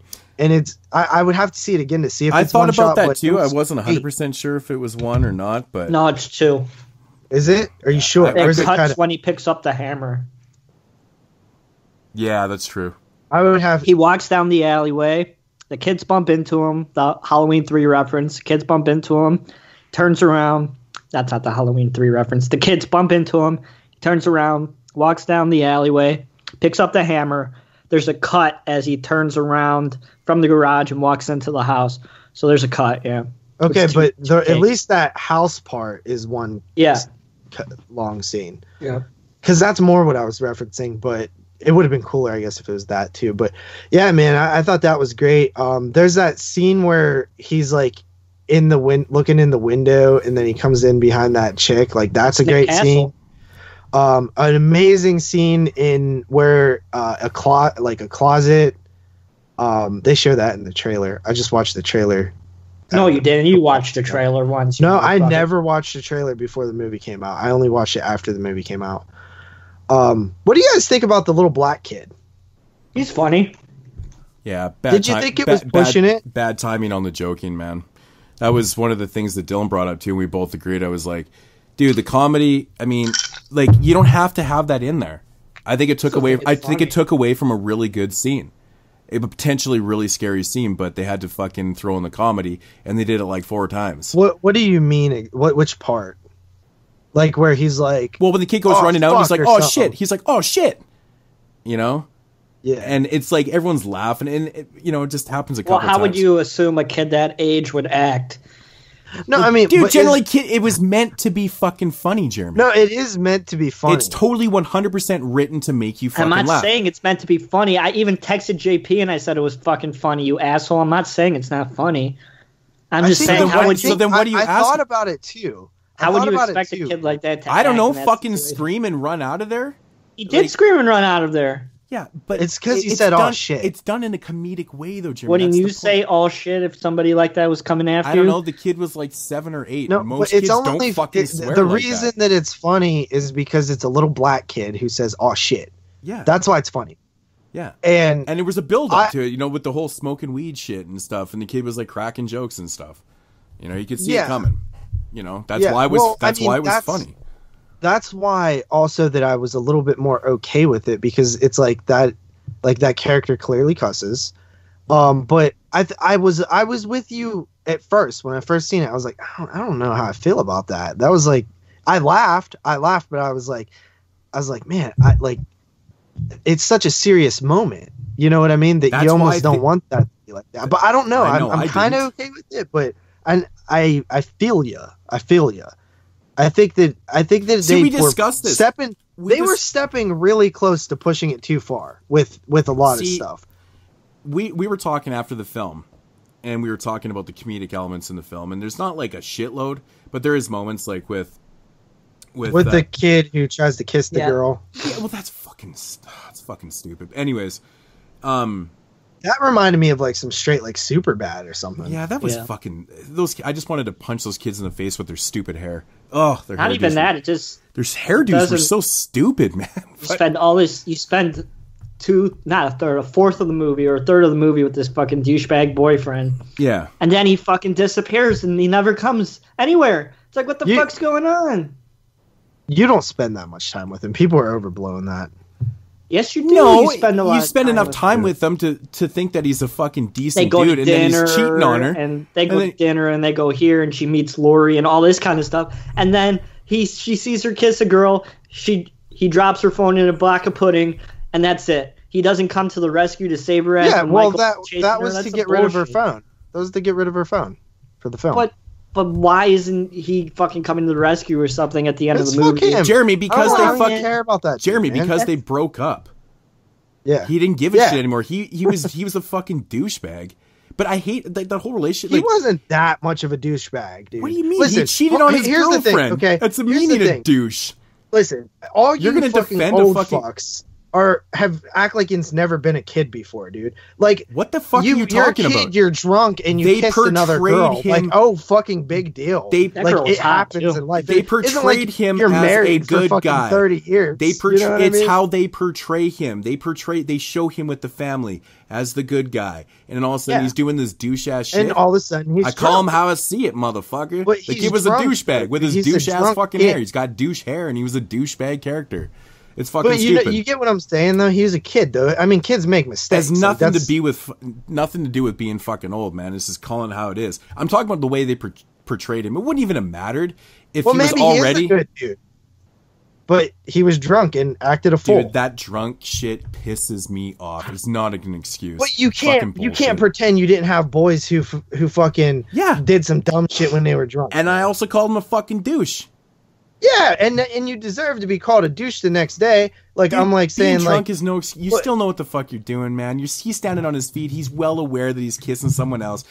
You can make the conscious decision of not doing it. I 100% have done that. Like, and I don't think I'm a bad person. It's just I was young, dumb, and fucking drunk, dude. It's just what it is. You know what makes the whole situation even fucking worse? That he is such a moron. He doesn't stop to think that, hey, my girlfriend might be 10 feet behind me watching this. Well, I mean, it's fucking if you're gonna cheat on your girlfriend, at least do it when she's not swear around. You've never been a kid, man. Dude, it's fucking logic. I just gave you a logical explanation for it. If you're gonna cheat on your girlfriend, then fucking do it when she's not around. Does that not make when you're in your sense? right mind, dude? He wasn't that drunk, dude. If he's on his feet and he's talking normal, he's not fucking all screwed. He was fully aware of what he was doing. He was just a douche. That's it. That chick was hot, though. Stupid douche. And a stupid douche. That chick was hot for 17. Yeah. And I was saying, they're going, damn, that broad's hot. Why the hell is he not with her? Yeah. So it's a hell of a lot hotter. I wouldn't have been able to turn that down. I'm just saying. Yeah, I don't know what the fuck is with those kids' hairdos, but that was the worst wigs ever. Like, dude, who has Halloween has the barn party? Who has hairdos like that? Has the barn party? God, is that ever fucked up, man? Come on. Actually, everyone had terrible hair. No answers. Those kids had terrible. Fucking Lori's hair was horrible. Well, I mean, she's supposed to look bad, but what? I couldn't hear you. Of course, I said which Halloween has the barn party scene in it with all the fucking fake jump scares. Halloween 4. Yeah, it kind of had that feel to it. One of those. But okay, so I think we should probably want to get into spoilers now. All right, spoilers. All right. So anybody listening now, here's your time to tune out. But the movie's making $85 million, so you probably should have seen it by now. Yeah, you've probably seen it. So this is the conversation. So oddly enough, a lot of the stuff that I didn't like comes from this section, the spoiler section. So first of all, I did not think now I know that you can make this work, but I don't think they made it work in this film. The twist, the reveal that this new Loomis is actually a bad guy. Oh, that's some horseshit. Oh my god, Loomis would never have picked that motherfucker to be his protege. Here's my take. But Jeremy, explain that away though. That makes no sense. Like, I mean, you can appear to be a decent person and good at your job and stuff. Yeah, like that kid. But you have to remember, we don't know when Loomis died in this time. He could have been he could have been with Michael for so long that he, just kind of transitioned into being this evil person. Dude. Think of it this way, and here's my take on it. Right, this guy, let's just say 5 years after the original Halloween, he starts working with Michael. He's had so much more time with Michael than Loomis even did. And Loomis was kind of crazy after it. You look at how he was portrayed in Halloween 2 Rob Zombies, where Loomis is all like, or even, let's say the alternate timeline, the Halloween 6, right? All the way up to Halloween 6. Loomis is a fucking madman by Halloween 6, but from spending so much time with Michael. We said it in our review. We said how crazy he was by that point. Yeah. So imagine spending 40 years with this dude trying to figure him out. Yeah. You know what I mean? So that is my one explanation onto how this guy could have changed in 40 years. 40 years is a long time to change. I mean, is it plausible? Yes, it is. Is it fucking right? And does it work? No. It doesn't work, and here's why. They don't set it up well enough. There's one scene where he's like, "Oh yeah, I just wonder what he thinks and this and that," and I'm like, dude, they didn't set it up at all. Really, it's like it's almost like it just changed on a dime. In one scene before where he's riding with the policeman, and he's like, I've always wondered. I wanted to see him in his natural, like, and all this stuff. Yeah, true. But that's not enough. No, that's that definitely enough. is not It's enough. Not. No, it's not. I really, honestly, I was like, this is the reveal. Were you guys shocked at, like?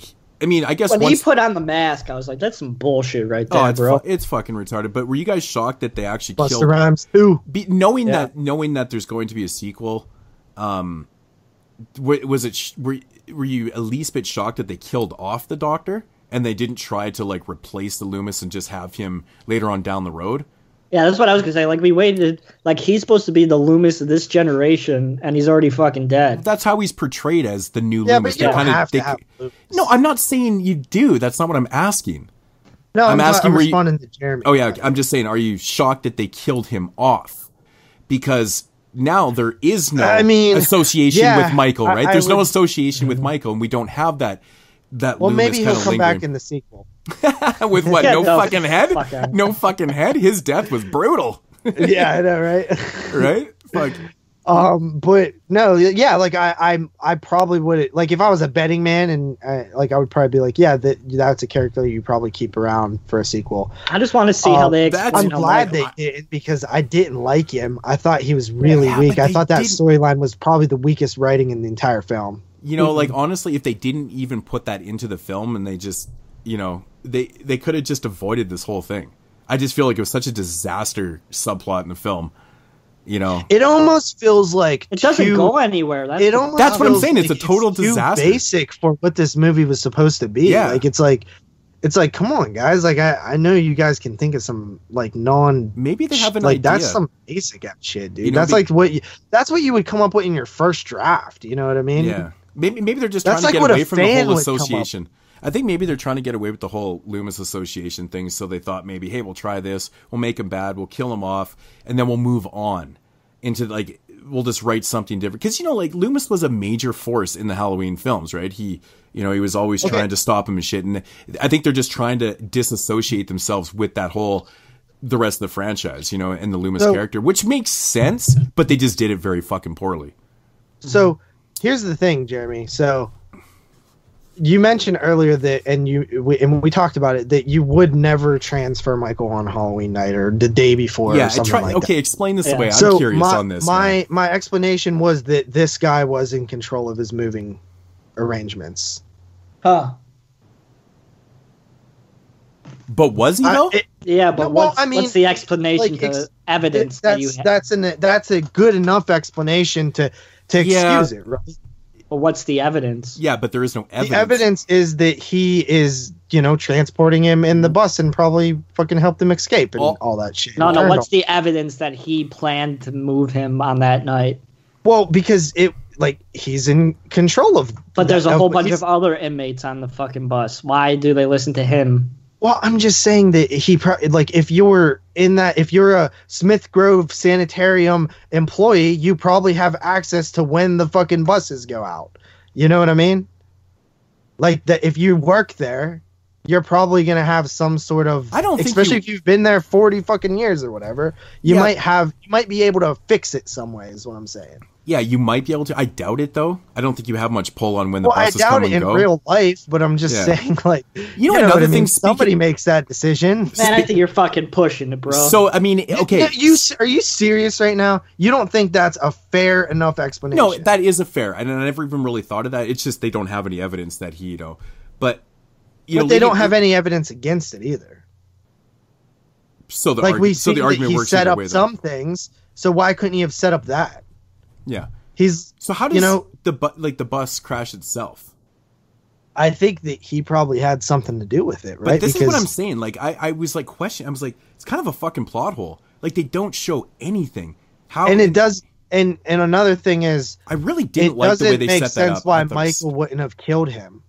Yeah, exactly what I was alluding to. I'm like, okay, how the fuck did this happen? And why is he not dead? Because Michael obviously doesn't give a fuck about him. Yeah, because he wanted to kill Loomis, so it's like you would assume he would want to kill him too. Well, there's no reasoning with Michael. Like, he doesn't care that you helped him get out. You know what I mean? Yeah. Like, that's not. But that how was, he is. I was trying to, like, I was thinking about this all day yesterday, man. Like, but he has some kind of soul because he doesn't kill that little baby. I was thinking about that a lot. Like, he doesn't kill the little baby. So he has to have some sort of. I noticed that too, Jeremy. That's a very interesting. I noticed that too. I think that it was very, like, that was a moment that was completely designed like that. Yeah. But got me obviously thinking, why though? Like, why did the filmmakers put that in? Why did he not do it? Like, what? Like, you clearly, you know, killed the kid later on in the movie. Earlier on in the movie. Yeah. But it wasn't a baby though. Yeah. That's different. No, I tried to rack my brain on that too, and I'm like, maybe they're just setting it up, because you got to remember, this is a sequel to the original. Nothing else has happened, so they're writing a different Michael right now. So that's how I chalked it up. But I 100% noticed that too. I'm like, that's crazy. It's interesting. It was an interesting moment. You know, he just like looks at it and walks by it. Yeah, it's like But it does show. But it does show us. It does show a different kind of side to him. It shows a conscience. It shows he knows the it difference shows that between. He's definitely not a like completely mindless. Yeah, it shows that he's not a complete sociopath, and like, you know, there's something there. Or does it just not? Is it just something that's not in his path? You know what I mean? Like, is it but just those something people in the houses weren't really in his path Yeah, either. that is true. And I mean, there is other instances, like you brought up, where the kids run into him on the road and stuff. Like, I mean, yeah, like, why didn't he just kill them? You know what I mean? Like, it's just you could have just slash and dashed right there, man. That would have been a scene, right? He just starts fucking hacking up everybody on the fucking street. Well, my explanation for that right there is where he could have started hacking people up on the streets is like, he's 61 years old. He's not as fast as he used to be, so probably not the best idea to. Well, he definitely doesn't run in this in public, right? So there's one other scene that really fucking bugged me, and it's when he kicks out the back of the police John. Yeah. Window, because those are specifically designed to where you can't do that. You know what I mean? It's like if you broke handcuffs. It's like, well, those are literally designed to not do that. Yeah. It's like the sole purpose of them. Mm-hmm. And I'm like, he's 61. He just kicked out something that nobody can do. Like, I thought we were trying to be realistic here. Mm-hmm. Like, up to now, he doesn't have extra strength. The only part that it's the end. I mean, but you have to think about it again. Like, I don't know how they're gonna explain the sequel, bro. Well, we're gonna get to that at the end, but let's save that for the very end. One scene that I actually loved. I love this scene. Although I don't think it makes the it's kind of convenient that these people are there. The podcasters who are at this gas station that Michael's also at. Convenient that they're there, but I love that bathroom scene. Yeah, I mean, that's Halloween too. It's fucking brutal. Bashing that guy's face in the fucking wall. So we tried to discuss emotional this. Too. We tried to discuss this, and I was trying to figure out the timeline in that too. So Michael gets to so he obviously follows those journalists from the cemetery, right? Follows the journalist. Okay. So that actually makes sense. Because they see him standing there. That's right. Okay. So this is how he fought. But my question is, how did he know that they were going? So he basically kills that kid, and I assume he drives because he's way the fuck out in the middle. Okay. Anyways, but my point is, these journalists go to do that piece on Judith, which makes sense, right? This is what they do. So did Michael go to the cemetery to visit Judith, or did he just by chance he did it before, right? But it's not explained to me, and the way it feels. But didn't he do it before? Yeah, that's what he does in the first one. That's the first thing he does. So he just happens to run into these journalists there, and then convenience writing, and then he follows them to the gas station. Where it's not as convenient as I thought, honestly. No, but it makes sense now that I think. But it is convenient writing though, because they have they're there at the same time. Because they're there at the same time because they could have passed. Well, they could have missed each other. But there's at least a purpose for them to be there. Exactly. That's what I'm saying. I thought he just showed up at this gas station that they were at. You just made it actually work for me. But it's still convenient though that they were there at the exact. Less convenient. But it's still convenient, right? Can you agree with that? It's acceptable horror movie convenience. While the first thing was not. That they just happened to be at Judith's grave. They had to be in Judas grave at the same time that Michael goes there to pay whatever the fuck he's doing his respects. I guess I don't know. He's gonna steal her tombstone again. Yeah, man. but so of course, and they're the ones that have his mask and shit. So he follows him to the gas station. We get that whole fucking gas station scene. Gets a mask, and then we got Michael Myers. That again. teeth thing was really out of character for Michael. How so? Just what I'm saying, like that was like some fucking scary shit. He picked up a handful of this guy's teeth and dumps them over the thing. That's like some fucking witches shit. I've never seen Michael do that in any of the films. So Michael was driving again, man. He was pretty rusty, but he pretty much drives through the entire series minus Rob Zombie's films. He drives in 4 and 5. It's still bizarre to me, man. The whole driving thing. I love this scene in part 2 though, when the fake Michael Myers fucking crashes the car and it blows up. Ben Tramer. It's that's the awesome. funniest scene in the whole franchise, hands down. It's sad when you think it's like a 15-year-old. No, dude, it's so funny. It just looks hilarious. Fuck. Yeah. I don't know. That was one of the big things. Yeah, the whole the whole timeline within there. And I was like, hey, he drove there? Because they don't show that. They just show him standing in the cemetery. And I'm like, I guess he drove there? He stole the truck after he killed the kid? Which I actually felt kind of shitty for the kid, man, to be honest. I like that, though. It felt... It was very mean-spirited, the way he kills that kid. And I was like, nice. But I like that. And that was one aspect of the film I really did dig in this. Was the aggressiveness of Michael. I thought it was fantastic. Yeah, I like it too, because I like that Michael. Yeah, see, that's the thing. I think we probably talked about it in Halloween too, where Michael is so vicious and aggressive and shit, and I think, okay, we got that. So we call it H2. H2. So, and I like that they kind of grabbed that and took that influence from that, because it created some really cool scenes, like, him walking around and just slashing people up and fucking dude, that fucking knife through the back of the neck was pretty vicious. Nah, dude, because she's got her back to him. Favorite kills in the film. Who's gonna go first? Probably that. I think that one was a stand. I actually liked when the doctor got his head smashed. Yep, that's my favorite. I'm a big fan of those. I thought it looked a little too splattery. I don't know. It did. Oh my God. Honestly, it did look a little bit soupy. I won't lie, but I actually kind of agree with you. Yeah, a little bit soupy. But you rarely see that in a mainstream film, like a pretty good close up of a guy's head getting fucking stepped in. I was very confused about the scene where he pulls up there. They pull up, and the cops are like, "Hey, that's dash 1361. Hey, Jerry. Is it because the lights are obstructing their view, but they couldn't figure out what the fuck was going on and shit? And that whole scene seemed awkward to me. Like, just the way, yeah. Well, no, it seems stupid to me that they would be like, they would just sit there and act. Yeah, like that would be like not do anything. Like, holy shit, something's up with this. Well, exactly my point. Like, if a cop is going to pull up away from you with their lights flashing and park off the road like that, wouldn't you just assume as a police officer with your training, you'd be like, something's you would rush wrong? Down there in like 30 seconds. Especially after they called on the radio and he didn't answer. Dude, he's supposedly in his vehicle. Why isn't he answering? Yeah. Like, that whole scene is fucking stupid, man. I was like, this doesn't literally make any sense to me. Another great scene, though, and I agree, it doesn't.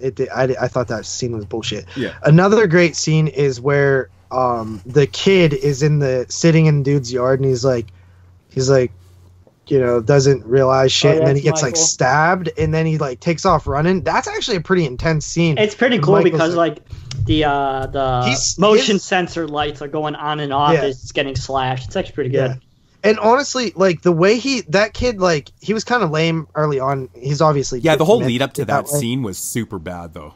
But see, my friend said something that I was like, oh yeah, you know what, you're right. He said like, dude, think about it. When you were like a teen and you're like just fucked up and you're just like out of your like head a little bit and you're like sitting there and you're like, hey dude, like sorry man, I'm leaving. And I'm like, yeah, that actually does feel familiar, to like real life.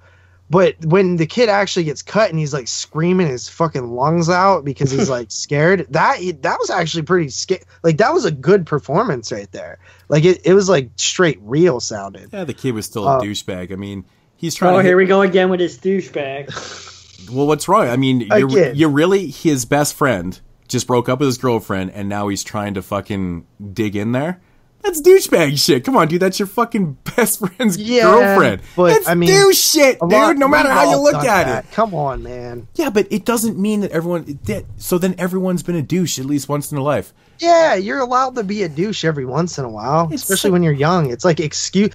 That's like your number one excuse. I always hate when people try to chalk things up because they're fucking drunk. I hate that excuse more than anything in the world. No, young and drunk. Those two things combined. Yeah, we all did stupid shit when we were fucking young and drunk.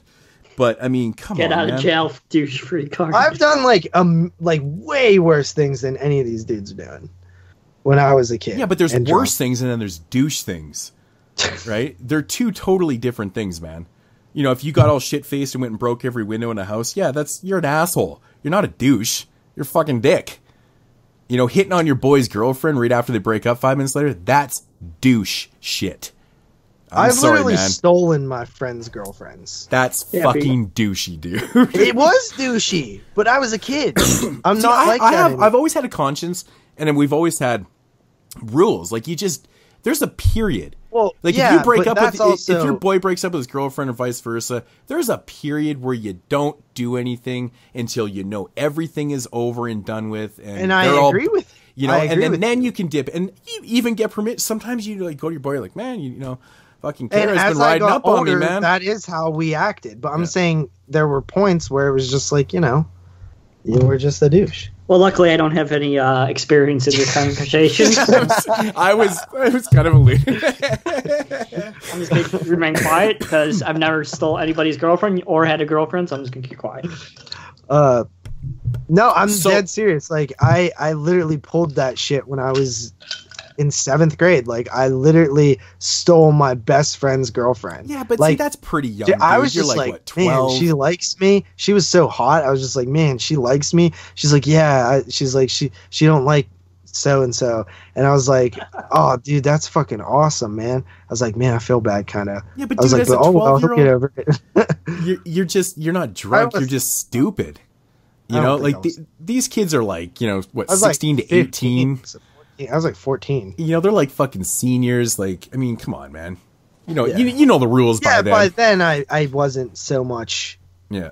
So, how did you guys feel about the relationship between Laurie and her daughter and her granddaughter? Did you feel like it was I found her written relationship strongly with her stepdaughter, or not stepdaughter, the regular daughter, her just daughter. There was a scene where she comes in after she knows Michael's out, and she's like in the house with the gun, and she's like, you would have been dead, and blah, blah, blah. I like that, but I thought it was really stupid that she's not like, remember Michael Myers? He's out. She never says that. She's just like, come on, we gotta get blah, blah, blah. And they're like, Mom, you're crazy. Get the fuck out of my house. And like, don't you think at some point she'd be like, Michael Myers is literally out. You know what I mean? Exactly. Like, considering this is what she's been living her life for. Grandmother's coming. Here comes See, people grandma. had beef with that. I'm just joking. I really didn't. It's just like, yeah, it's weird that she calls her grandmother, but who made a good point? Dustin. He said, well, that's kind of what you might call your grandmother who's never around and you've not really been close with ever. Call her grandmother? Yeah, and not like a nickname or something. I don't even. I'll have to phone in. I'm gonna have to phone into Watson and be like, "Didn't you learn that in grade 8 that you don't say grandmother?" See what he says. Yeah, you say grandmom or whatever it says. Grandma, blah blah. Grandma Laurie. Yeah, who says grandmother? They do in the movie. I know, but who talks like that for real? I think who talks by saying grade 8, and I'm gonna phone in the pizza But do you use the term grandmother? No. Exactly my fucking point, dude. No, but my point was that my point was Dustin's point, that might be how you call somebody who you don't really know. Yeah, it's stretching it though. I mean, I never would even think of that. Like, it's weird to me. I don't know. I just wouldn't cross my mind to say grandmother. I don't think I've ever used that before. Yeah, but I've never used mom. That sounds weird to me, and you use it. You know what I'm saying? But it's just because that's how people say it around you. So what do you call your mom? My mom? Mary? Or Ma? Wait, you call your mom by your first name? You call your mom by your first name? No. See, man, where I could, man, No, you you're get being slapped. serious. You're just trying to cover. Man, I would get slapped the motherfucker I'm up. actually not. Man, we have very different mothers for one, but I understand. no, I actually don't call her by her first name. I was just being funny. I call her Ma. Huh. So I never say like I'll say mom sometimes. I never say mom, never say mother, unless I'm trying to get her attention. I'll be like mother. Yeah, bitch, so please go. No, that's when you my actually call your hot mom by her first name. I used to have to do that with my mom, man. Yeah, Fuck, sometimes. she was the fuck because she would fucking ignore the shit out of me when I was a kid, right? So I'd actually. Oh, I have didn't to say, hear you. I'd have to say fucking Deborah, and then she'd fucking finally. Our mommies have the same name. We're butt buddies. Mm-hmm. Okay, so let's see. What else can? Okay, so the entire end sequence. I want to ask this question. Isn't it kind of weird that Jamie Lee Curtis has that fucking bedroom full of mannequins? Yes. It seems like I know that she shoots them. Yeah, but it's just like a weird place to put them is in an upstairs bedroom. Like, wouldn't you put them like, I don't know, like in the garage? I was like, is there some type of though. weird metaphor here that I'm missing with these fucking mannequins? Maybe Yeah, she it was misses like, her this family. is fucking- She misses her family. I didn't know what that was about. I thought that was kind of strange too. It's kind of put a creep Yeah. factor in there because mannequins are a little bit creepy. I don't know, but yeah, there was a lot of them. Yeah, it's like Frank Zito's house or something. Yeah, dude. Yeah, there you go. Maniac reference right there. Nice. But yeah, so that was a little weird, but We it can talk about led the to act. a great scene.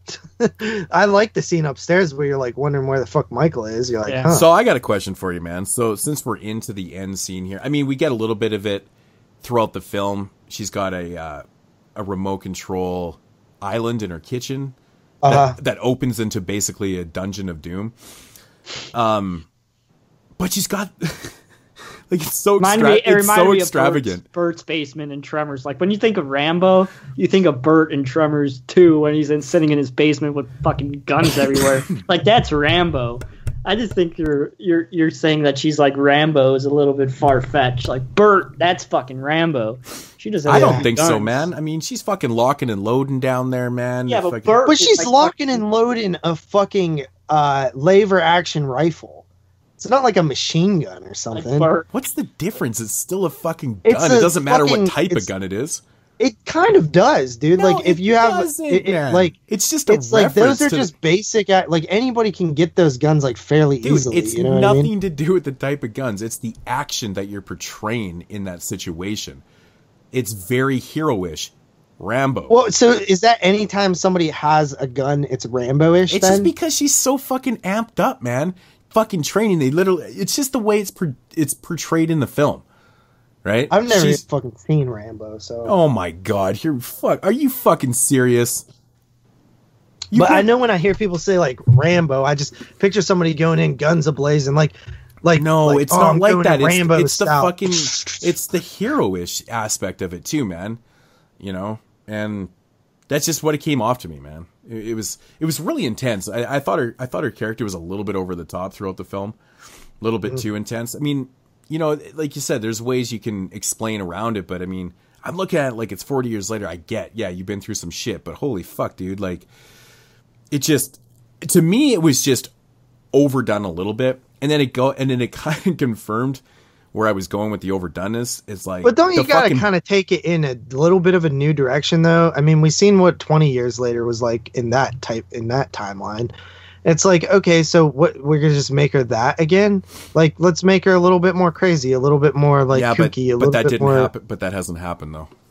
No, I'm saying, but you're gonna do the same movie again, is what I'm saying. Like, I know it hasn't happened, but I'm like, you're doing the same thing. It's years No, I wouldn't later want them to after do the- H2O because I'm not like the biggest fan of that. But I don't know, man. What'd you think about the booby because traps and that's. I don't It like was booby fine. I traps just in think movies, I just dude. think it's a little. I've I never just liked- think it's a little See- bit bullshit that they're trying to. We're okay, gonna try here's the and one feed me thing the that- bullshit that Dude, Michael's still alive. I That's fucking bullshit. laughed so hard when as soon as those booby traps and the guns started Okay. flying. I was thinking to myself, I'm like, Dave Z has to be hating on this film or he's a hypocrite because he fucking hates guns in films And I'm not sure what his stance is on booby traps. I don't think he minds them too much. But there's a lot. What is your stance on booby traps in horror movies? But I know you didn't, and I was laughing myself. I'm like, Dave probably is fucking blasting this film for the gun action. JP's probably shitting himself over the fucking booby traps right now. I couldn't help but laugh about it, right? I was like, fuck, I couldn't believe what was happening, dude. Like, here's the thing. Here's because we had this conversation immediately after we watched the movie. I was like, I was not crazy about the booby trap thing. Like, I don't like them in movies. On the car ride home, I started thinking about what the booby traps actually were, and aside from one of them, they're all something that any of us could put in our house. Like the shutters dropping. Anybody can buy that and put that in their house. Regardless, it's still a trap. That's not a booby trap. I know, but what the thing about booby traps that bother me is when they're like, they feel like they would be not possible. I just think like booby traps is something like somebody walks into and it activates. She's activating that herself. I don't really think it's a booby trap. I just think it's a trap. Oh, Jesus Christ, dude. We're not like... Yeah, you're right. Technically, it's a trap, but whatever. It's a trap. Not a booby trap. There's a difference. I don't think so, man. It still ends with trap. I don't know. There's still a end result there. I just think booby trap is self-activated, or a trap is self-activated, and a booby trap is self-activated by the person who's supposed to be trapped, aka booby trap. So, yeah, I'm not a huge fan of it, but I excused it enough to where I was like, okay, whatever. Now, let's talk about the potential sequel, right? Like, okay, well, we obviously know they're gonna make a sequel, but do you think they set up? Do you think they already know how they're explaining this way? Do you think they might even shot something, knowing that they're gonna do a sequel? I don't think that they've shot anything, but I do. You think obviously that they already knew when they decided to end it like this? Do you think that they already knew how they were gonna explain it away in the future one? How the fuck is he living? How the hell is he living? The whole house is up in fucking fire. I don't like how they did this fire thing again, though. Bullshit. Like, it just seems so unfucking believable to me. Like, bullshit. Dude, he's in a trapped room, burnt. Like, there's no... How's he gonna escape? Is he gonna have fucking... But they show it. There's a fucking shot when that shit's ablazing, and there's a shot from one of the ground shots up to where the stairs are, and he's fucking gone already. How is he on... Did they show him on fire? I don't even remember. No, they didn't. But they showed there's a quick little fucking edit in there, and they show the room burning, and he's gone. At first, they do show him down there. He's kind of looking up like, I don't give a fuck, I'm burning. Then it cuts to them outside. It cuts to more fire blazing around the place where all the traps are set. And then it cuts back briefly for like a half-second shot, and he's gone. And I'm thinking to myself, where the fuck did he go? Okay, so one, there's a couple things here. We obviously don't know the layout of the basement, right? But you would think if she went through all the fucking effort to set that up, we have to assume that there's no way out of that thing, man. Because that was that's her bomb shelter, man. Yeah. So the other thing is that we've seen him kick out a fucking police thing that is steel and glass and like tempered glass, like here comes the supernatural thing again. So it's like, but that's my problem with it. That's how the hell is he gonna break out of the fucking superhuman strength metal bars and walk out of the house? He just breaks through the fucking wood of the floor. You know what I mean? But where does he go though? Fucking out the house the same way they did.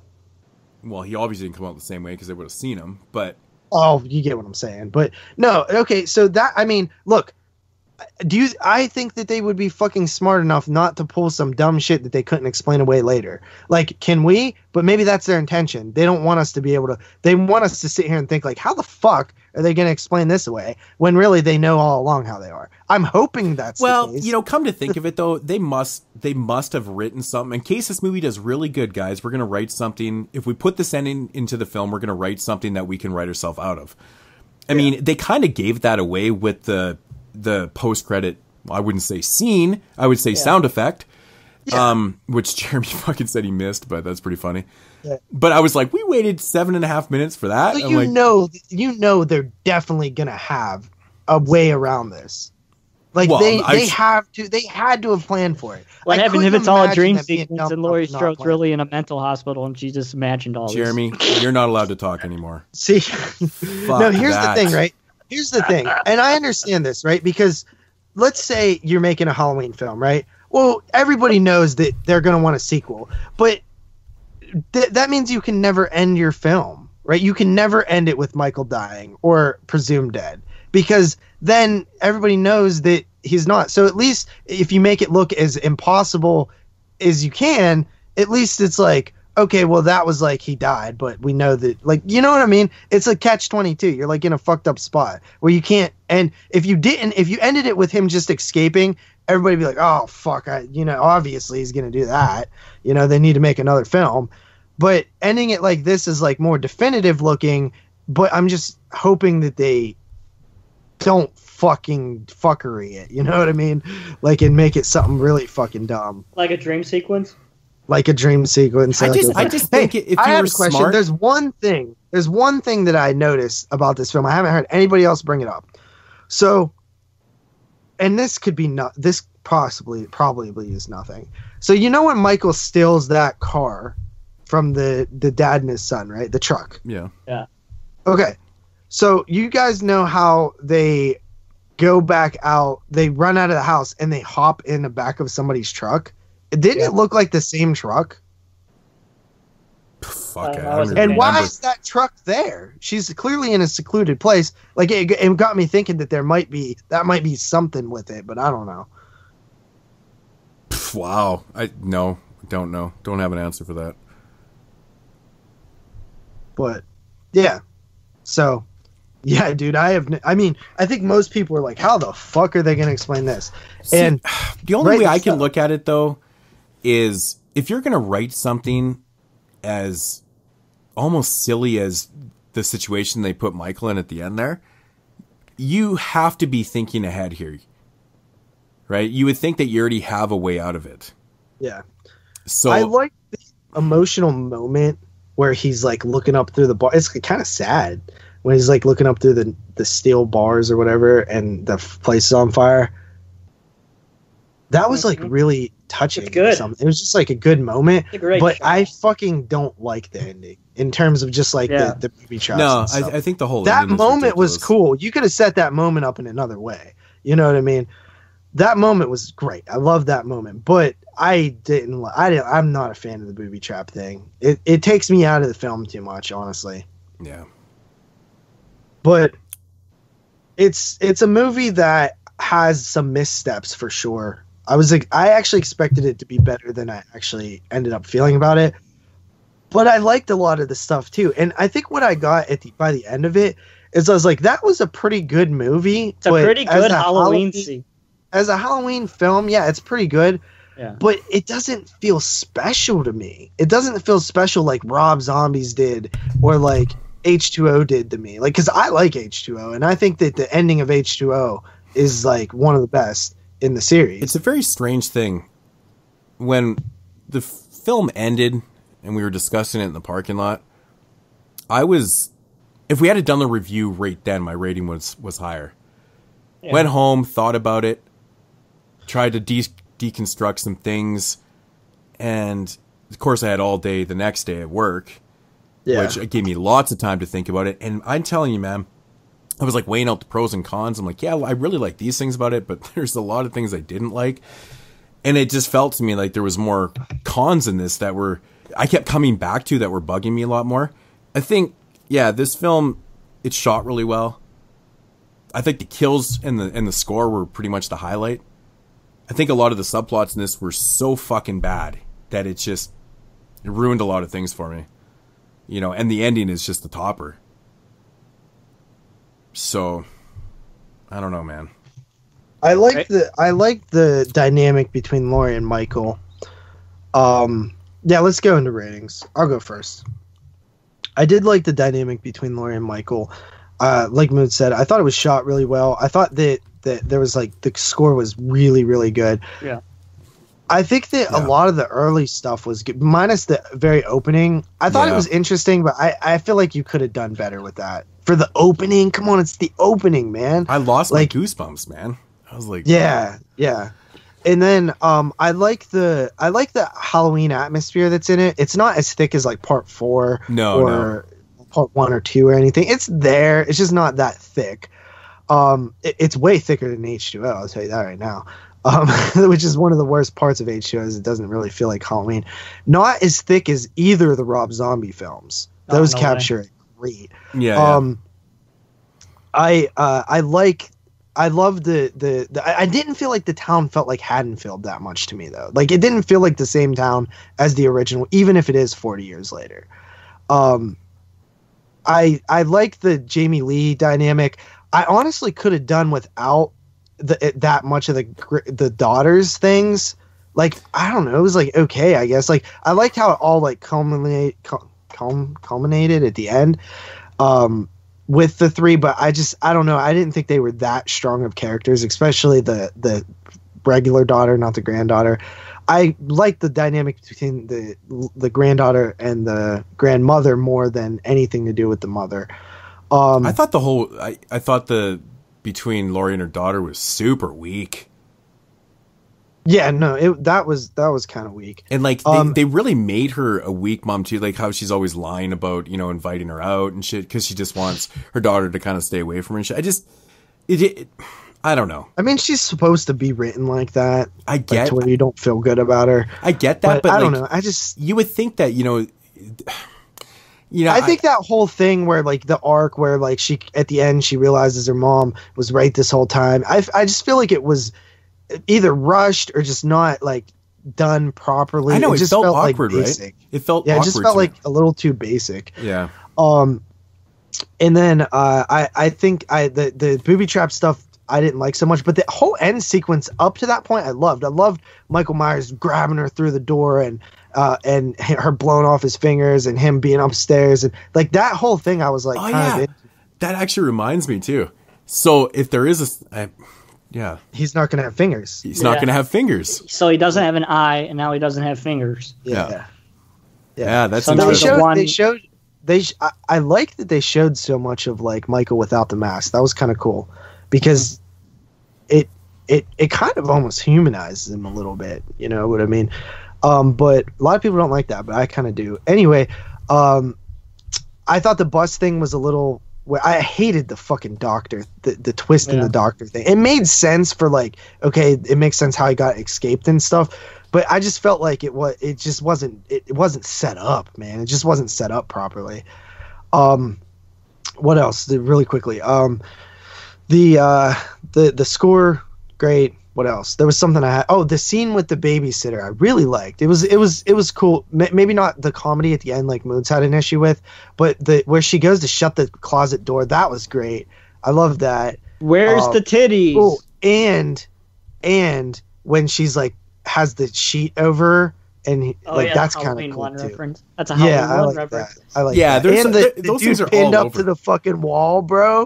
Come on, straight Easter eggs to fucking every that Halloween was film. great. The dude pinned up to the wall was great though. I always thought that was an interesting aspect that like, you know, this film is direct sequel to the original one. We're supposed to kind of forget about the rest of the franchise, but it keeps reminding us throughout the whole film about the franchise. It wants to have nods for the fans. I love that. Yeah. I eat that stuff. No, I like it too, but it's especially just the Halloween 3 stuff since it has nothing to do with the series. Yeah. I thought that was bizarre. And it comes like meta as fuck because like the Halloween 3 references Halloween 1 in like a non-film way on the TV. You know? Right? Yeah, and then this one does it. It's pretty cool. I mean, really, right from, you know, the opening scene and shit, man. I mean, the old man is fucking Nick Castle. Which is kind of cool. Who played Mike Myers? And the only time you see him is the first time Laurie sees him in the window. Is the only time that Nick Castle is wearing the mask. Oh, okay. Every other time it's somebody else, but the one time Nick Castle is seen wearing the Michael mask is when Laurie sees him in the window the first time. Yeah, it's that James. That's guy. Cool because it's like a reunion. That's where they first reunion. Oh, that's awesome. That's cool, actually. And then there was damn it, you keep damn it. There was one other thing I wanted to talk about. No, damn it, there's one other thing I wanted to say. I don't remember. Okay, I would just give my rating. So if I would have rated it initially when I came out of the theater, it would have been lower. I actually liked it more the more that I thought about it. And I do want to revisit it to see what I think about it after a second watch. Because it's impossible to say that hype did not factor into this. It's impossible. I was so hyped for it. and I expected it. Yeah, would be he spent solid. $8 on nachos. He has to be like, Yeah. But one thing that this film made me do, and I swear to God, while I was watching it, it made me appreciate Rob Zombie's 2 films even more because I realized how unique they were, how special and different, and really how much depth there is to all the characters. And when I saw some of the basic characters in this one, I was like, man, I love Rob Zombie's movies even more. And the atmosphere that Rob Zombie's movies created, it was kind of lacking a little bit in this one. But anyway, I'm coming in at an 8 out of 10. I originally was at a 7.5, but I came up. yeah. Well, I called your rating exactly. Jeremy. I'm coming in at a 7.5. I was between a 7.5 and an 8. I'm thinking about it a lot. After our discussion, I think I'm going to come in the lower end. So 7.5 out of 10. Yeah, this one, man, I dwelled on it too much, thought way too much about this film. Like I said, there's certain aspects, man. I like the kills. Pretty cool. But there's just too many things in this film I just fucking I found myself rolling my eyes and shit. Way too much in this one. And again, it's funny that you bring up the Rob Zombie films and how it made you appreciate them. Because it's something I literally said too. You know, I awesome. literally said that too. And I was like, that's so insane you brought that up. But yeah, I don't know, man. I like this film. I just had a lot of fucking issues with it. Just the whole doctor thing was just so stupid to me. I hated the relationship between Laurie and her daughter. And so that whole storyline felt super weak, out of like just awkward to me, for a lack of a better term. One part in this film that really drove me nuts. Man, you're taking a long time with your rating, dude. Well, you've said pretty much majority of things I wanted to say, but one part in this film that really bugged me was when the father goes out there to investigate and just gets fucking torn apart. I'm like, why? Why would you do that? I guess he doesn't believe in Michael. It's one of those moments where you're like, that is such a bad tropey situation, like, or decision to make in a film. Like, of course he's going to go out there and just get fucking slaughtered. You know, it bugged me that happened in a film like this. You know, you're expecting it to be a little bit better written. Shit like that happens. You're just like, oh my God. I don't know. What did you guys think of that? I honestly don't even remember. Isn't this the rating section? We're going back into discussion. I honestly don't remember that part. Oh, really? He runs up, her fucking dumbass husband leaves the house and runs outside. I can't remember what. And then Michael kills him. Yeah, right on the front lawn. You know, to go Here's investigate. a question. But it seems so stupid. What's Mood's rating? No, where is Jamie Lee Curtis's husband or ex-husband? Did they even bring it up? Yeah. No, did they? Well, you said she had 2 ex-husbands, right? Oh yeah, they do, the podcasters. Yeah. I thought that was funny that they were podcasters. Yeah. Yeah, that's right. They do too. But what kind of podcasters have $3,000 to waste on a fucking Laurie Strode interview? We do with the Patreon. No, we don't. No, we're just kidding. I wish. Yeah, nobody pays for interviews. I like how she actually takes the money though. It's pretty funny. But yeah, man, I don't know. I need to watch this one again. I liked it. I did not. I think love second view is going to be key with this one at all. But you know, when I left the cinema, I was in about a 7, and the more I thought about it and dwelled on it, I dropped down to a 6. Are you telling me 6? that movie you watched earlier that Mikey Fisher made you watch is you guys, a better movie than Halloween? Can you fucking stop that, Jeremy? You are such a piece of shit, and you annoy people when you do that.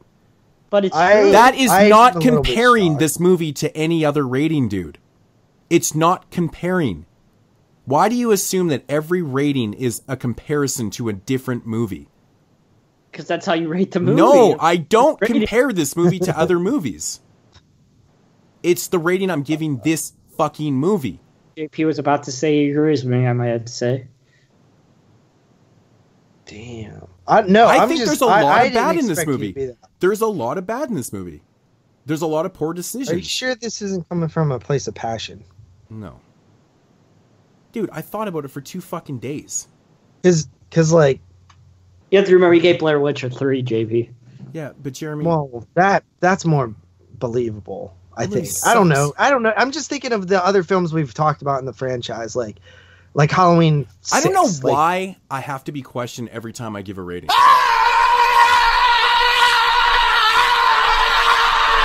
Apologies for the break in our program. We're doing our best to get it back to you as soon as we can. All right. Thank you, everybody, for listening to episode 144 of the 22 Shots of Moods and Horror podcast. If you want to follow the man Moods himself, you can do so at youtube.com/moods616. So you can follow the man JP over on his channel, youtube.com/doubleshotj. You can follow me on my channel, youtube.com/NESroller22. As always, leave us a question at our voicemail, 724-426-6665. But of course, we will not answer. And as always, if you have any questions, you can email us at the 22 shots of moods and horror at gmail.com. It's 22 shots of moods and horror at gmail.com.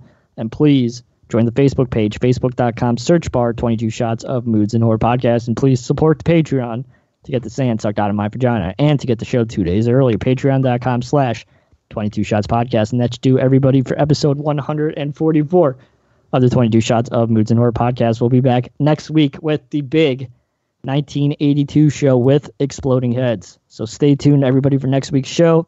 Hope everybody has a good week, and we should talk to you next week.